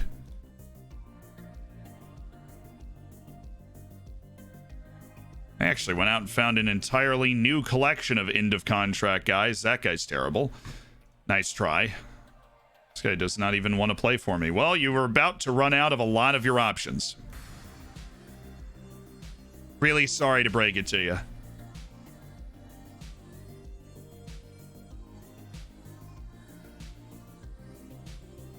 I am sure that guy's awful, but there is a small chance that he's passably decent. I don't really feel like figuring out which he is until we get to that expiration of his contract, and so we will do that. Ilya Milicevic. There we go, into contract. Kai Seapot. Scout. Not fully. That's not what I meant to click. Okay. Now we're set. Good little scouting report. If you check the date on the draw, I will create a wager on the outcome. Duly noted. Conference League will be drawn on 12/16. So the day after the tier roll match will be when we draw our opponent for the Conference League round of 32. There we go. About FM for the first time thanks to your videos on YouTube. I'm incredibly overwhelmed by it, but I'll figure it out. You will. You will.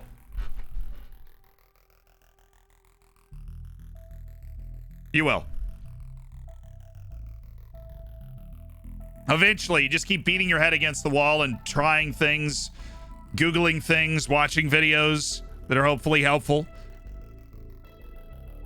The bet will be if the Dorfers will draw a team from a German-speaking country. Interesting. An interesting wager.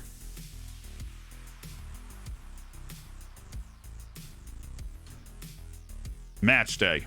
Boy, do we want to just hang 3 points up on the league board before we go into our winter break. Boy, do we. Oh, guys, I'm so happy. I know it doesn't look it, but I'm really just relieved that we were able to, because we played so well in that group stage, and the way it was shaping up, we were like right on the edge there. I'm so relieved that we are into a European knockout stage, our first time in Europe. We've gutted our way to that point. And basically everybody's fit except for Caleb Spear. We are going to start Stefan Nutz instead of Anthony Schmid because he didn't quite make it all the way back. Anderson's going to start instead of Yanev. And we're honestly just going to throw Paul Nolan down and not have him around right now. Rusek up, Yanev, Schmid, Leai. Oh, we need a midfielder. Oh, we are short a midfielder. And that will be Vince Brody off the bench today. Good old Vince Brody.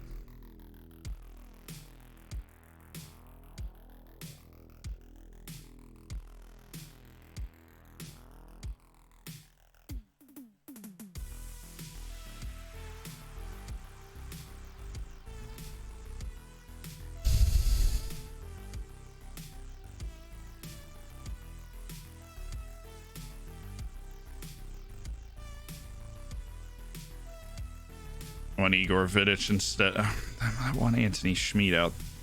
Can I have 8 subs? Once, please. I have to drop Yanev.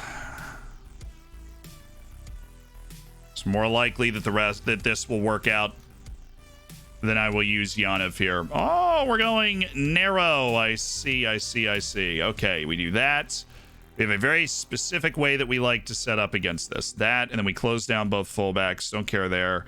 Johannes Nashberger, yes. That's the way we set up. Narrow, but we make sure we have an aggressive close down on the fullbacks, and so they can't get those crosses in with all the regularity that they're hoping to.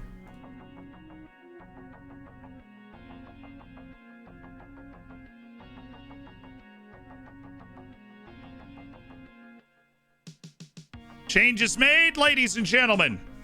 Our final match before the winter break. Let's get it. We owe Tyrol. Apparently we lost to him last time. It's about how hard the players are willing to work. You finally left Anthony Schmid out after a disappointing streak. But I'm sure he'll be fine. Honestly, it's rotation. I wish we had other players to put in. And in the broadcast interview there. Okay. Not being as defensively sound as the board would like. Well, the board has added that requirement because we were so defensively sound last year. You don't know that because you're in a video game, but I just would like to tell you that that is the case.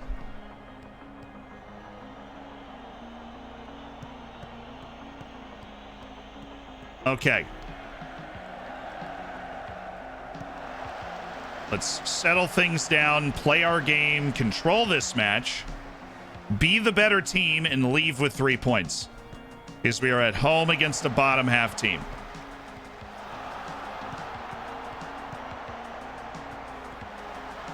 Control the game, leave with 3 points. Be the better team.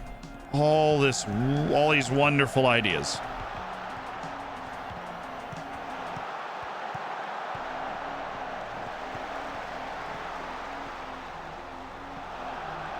Really can't get beat like that when we're playing as narrow as we just were.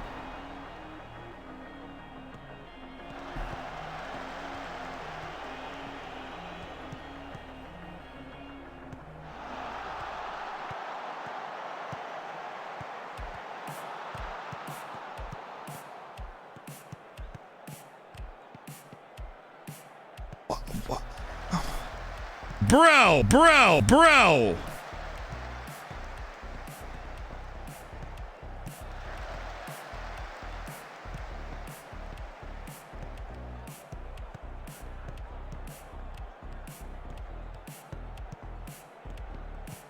This is fun. Don't you love 8 midfielder formations? The narrow diamond. Oh my goodness. Spear.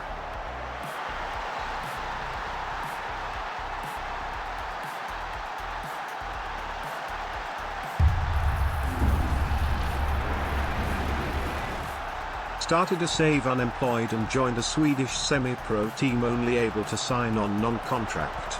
Starting centre-backs all left a day before my opening game. Immediately left to start a new save. I'm glad there's top quality Dorfers content to watch.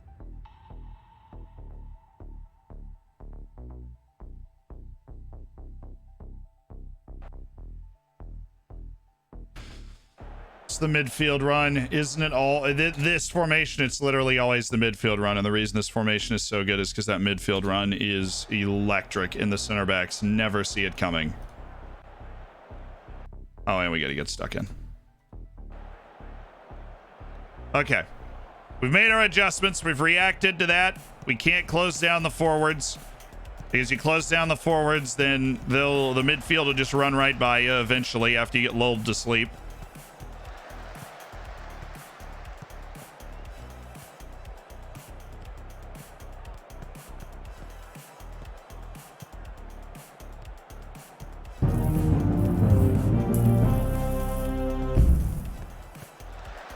I don't always watch, but I have no problems subbing with Prime, and enjoying my time when I do watch. Nice pass. Thank you, that is a very kind sentiment. Let's reward it with a goal, shall we?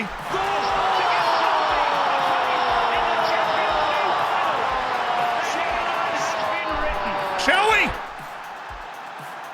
Rudkins, thank you so much for the 3 months, and welcome to the land of TTS. Owen Vanderhorst strikes again, and we are level. You can do one of those super long build-up goals, well then so will we. Owen Vanderhorst depositing that like a check at the bank. Absolutely. Get another one. Get another one. Get another one right now. Sensio. Like it. I like it. Pablo Rodriguez did some great work to set up that goal, so it's nice to see that he's back contributing.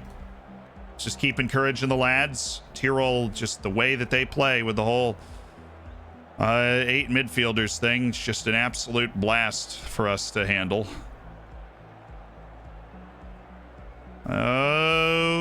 Okay, electric game on tap.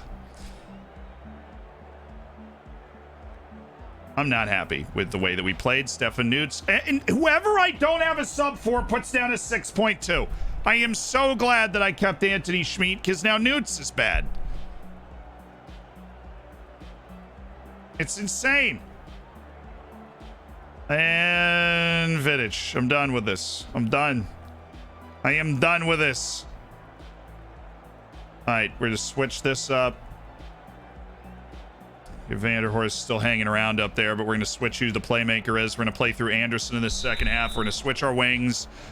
Vidic is going to help us stretch the field. He's going to stay wide. He's going to drag their midfield wide, and we should be able to switch quickly and then make something happen. Come on. Come on. Our adjustments to the way that we're playing defense have smothered them. They do not have a shot since we made those adjustments. But they are also... oh, this is perfect. This is perfect. We work our way into a beautiful position. Anderson, at least he didn't pass it on the ground. I got to count my blessings. Nice. Nice. Very nice. Very nice. He's so on. He's so onside. Give me a... you know, pop. Just pop one. Just let it loose. Just let it happen.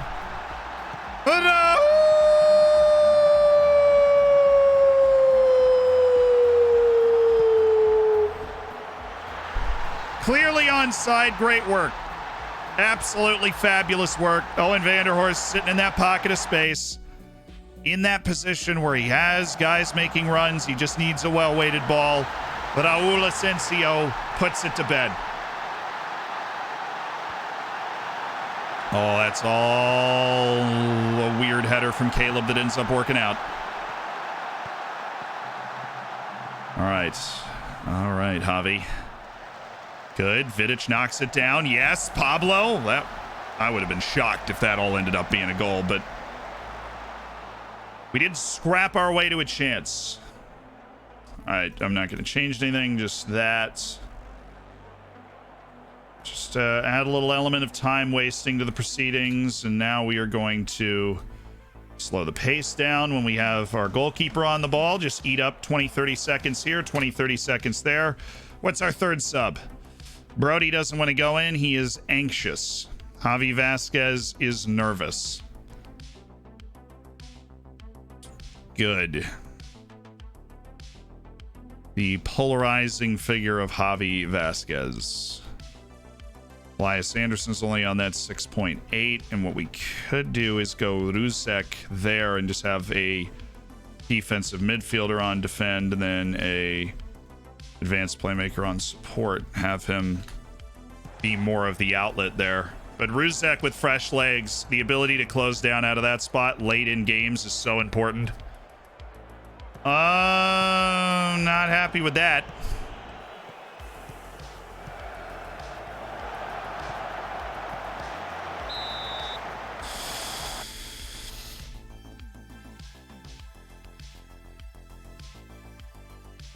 Oh my God. I was about to die inside. That was an insanely good tackle by Vidic, but I was, when I saw Igor Vidic winding up for that, I was, well, oh yes, Blackman. Make the pass, make the pass. Pass the ball.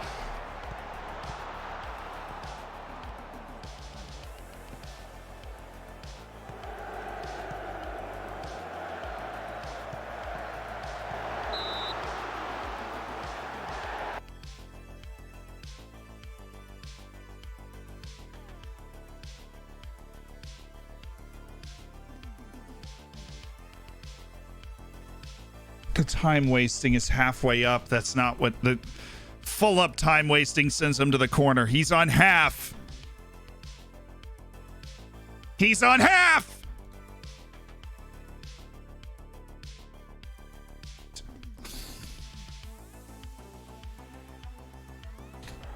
The moment he commits to you, you just pass the ball. And he's like, nah, fam. We are running straight to the corner because, you know, the defense is forcing us wide. And then even after that, he's offside. Oh, I'm livid. I'm livid. We could have ended the game right there, Raul. Pablo was just begging for the ball. Oh, knock it down. This is actually a great spot. Owen plays it wide. Vidic. Now, yeah, I want that. Oh, yeah. What?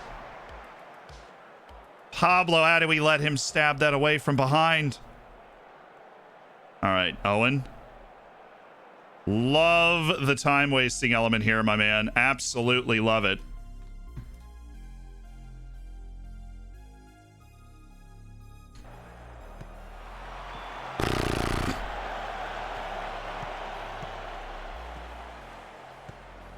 Good way to slow it down. Great work. Great work. Oh, goodness. Pablo had no idea what to do. That was such a good passing combination.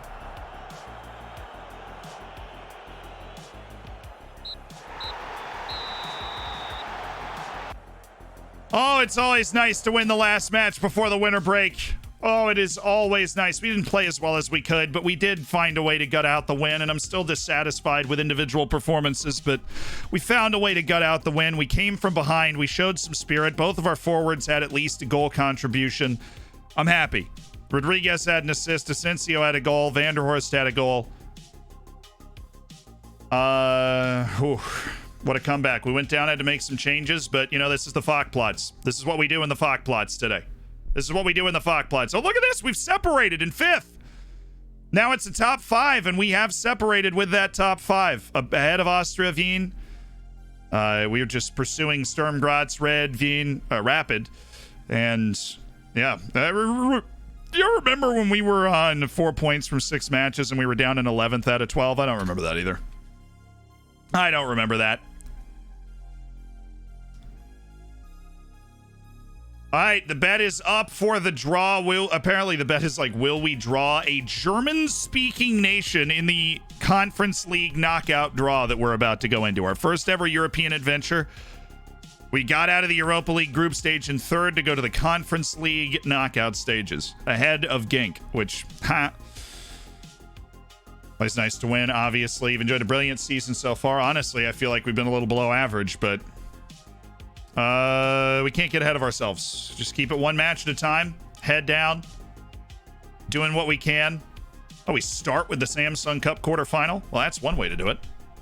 Oh, it's Sturm Graz, the team that played better against us than basically anybody. Salzburg's lost only 4 points total, and that did they lose a match? No. One of those was us, and they scored a 90th minute penalty. So you want to talk about pain? That was how we started the stream today, but we bounced back from that. We started the stream giving up a 90th minute equalizing penalty on like a corner or something. It was not. I don't even remember what the penalty was. It wasn't a corner, I don't think. It was stupid. I was mad that happened. For a lot of reasons, obviously. It is draw day! And we'll be the seeded team because we're coming down from the Europa League. So we're going to be playing a team that finished 2nd in the Conference League group stage. And there's no way they could be that good, right? Brody, you are just a medical miracle how bad you've been since you got here when it comes to attitude and development and everything.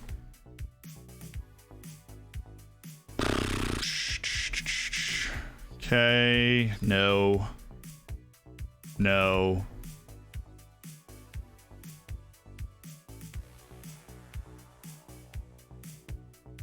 going to drop Stefan Newts to fringe player. I actually feel like we could drop him to like impact sub. He understands that his ability fits that. Vidic is apparently, yeah, look, that does look like improvement. You're right, Staff. Good.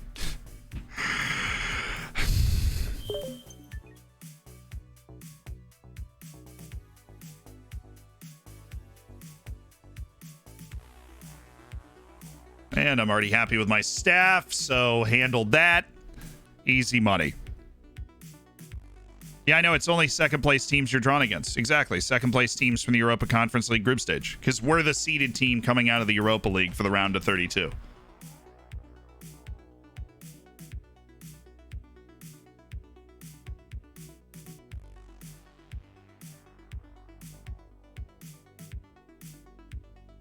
Someone cheer me up from Rangers' terrible performance in the Old Firm while we're about to have our draw for the Conference League, because we made it! We didn't finish last in the Europa League group of death. You were the one that said not to look at arrows when it comes to improvement. Yeah, well, look. While the arrows are not entirely indicative of a player's improvement, if every time I look at Vince Brody, the arrows are going down, that does mean that every time I'm looking at him, his current ability is going down, and now his attributes are compensating for that. And so if I go look at Vince Brody, right, which we already did with Owen Vanderhorst, and we could see that over time, they, like...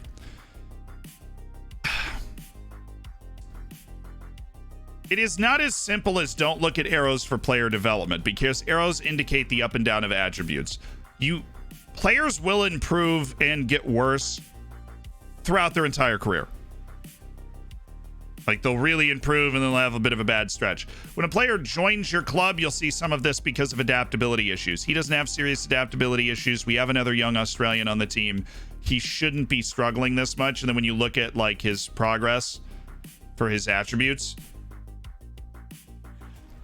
we're going down, right?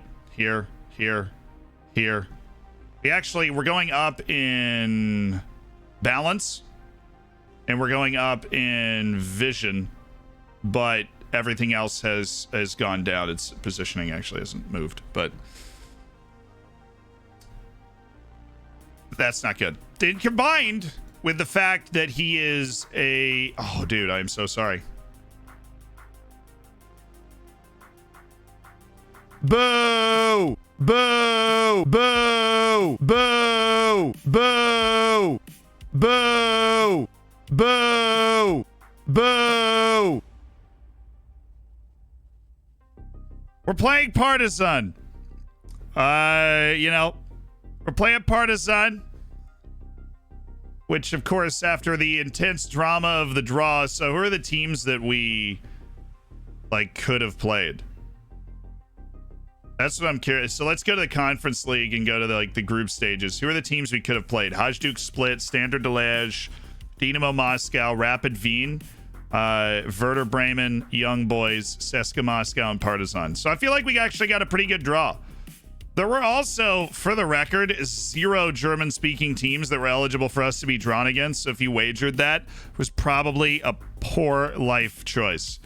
I knew you'd skip it accidentally. Yeah, I got distracted talking about player development, and once I talk about that, I really can't focus on anything else for a little while, and so that's what happened. There were 3. Oh, Bremen. Oh my god, I'm blind. I don't think we could have been drawn against Rapid Wien. And then, so that's 2. You're going to count Switzerland? They speak every language in Switzerland, but I don't think that counts. Obviously, Werder Bremen's in the Bundesliga. My brain is just fried. And Standard Liège is in Belgium, which... No, not really.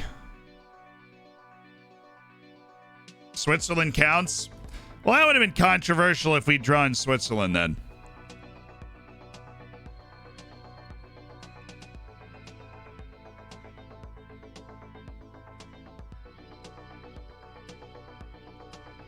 Nah, Sturm Graz wasn't here. Okay, so... First knockout round, Lask is joining us, which is nice. Rapid Wien, obviously joining us because they finished. That's interesting. Let's look at the Europa League groups.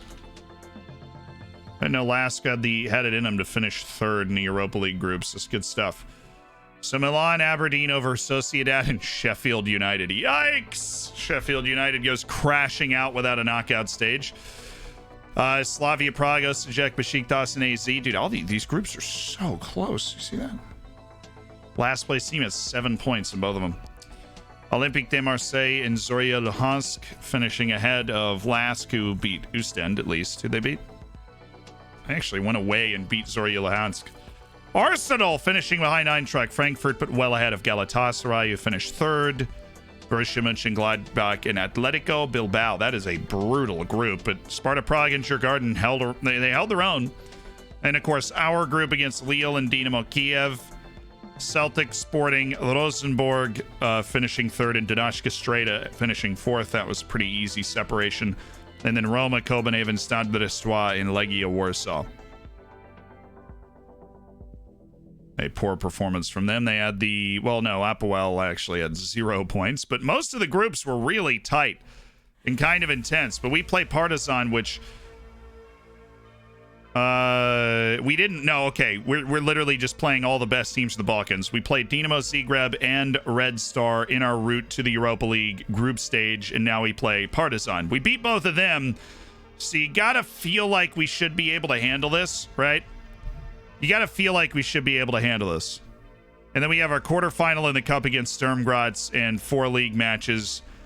Lask, Admira Wacker, Mödling, Hartsburg, the 3 bottom teams, and then Rapid Wien is our other match. That's the only one that's at home, so we actually start with 3 away matches, including the quarterfinal, which is a yikes from me, dog. You have a personalized message? I got you. What do we have? All right. Hey, could you give me your best Bane impression? Yes, of course. You were merely adopted, the dwarf. We were born into it. And seen. You merely adopted the dwarf. We were born in it, molded by it. Komodo hype. What? Do you hear something? I didn't hear anything. I thought you. No. Okay. No.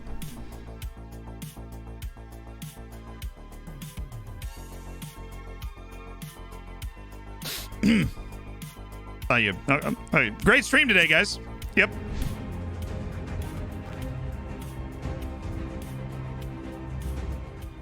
Max, thank you so much for the 2 months. It is actually the end of the stream today. We will tackle the vaunted January transfer window and all the craziness that's going to happen around Bashiri's release clause and everything else. We will tackle that on Friday. Tomorrow is the network save starting 2 p.m. New York time, 6 p.m. London time. Good luck to the U.S. national team tonight, or if your national team is playing tonight, good luck to them unless you are Honduran. Congrats to Senegal on going to the AFCON the AFCON final. Looks like they're going to beat Burkina Faso 3-1. So the Burkinabe quest ends in the semifinals, and Sadio Mane is seeking a crowning achievement.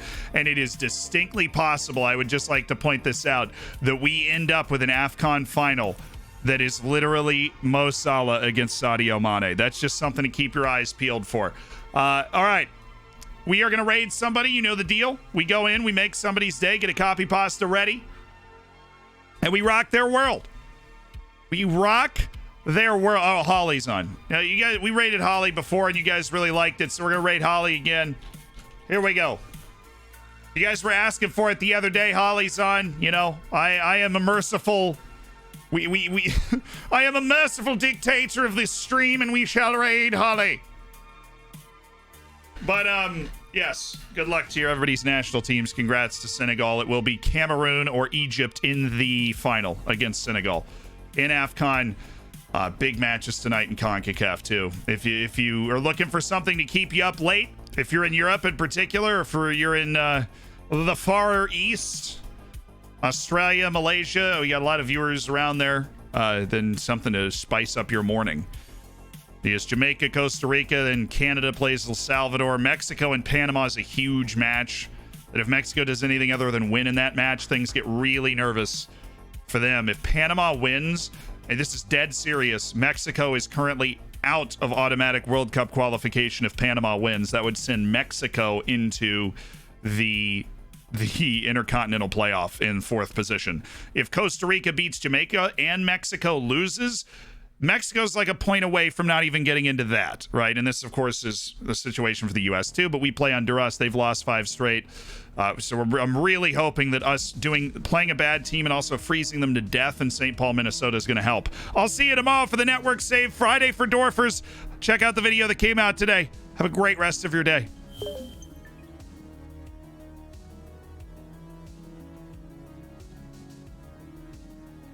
All right, guys. Word of the day. What is the word of the day? It is obsequious. God, I love this word, and I forgot about it. This is why this word of the day thing is so great. obsequious. Obsequious means marked by or showing a fawning attentiveness. In other words, too eager to help or obey someone important. The director's crew indulged an entourage of obsequious film interns. Like all my Dorfers players, they're obsequious. For me. Yeah, okay, I'll see you at the end of another stream for another word of the day.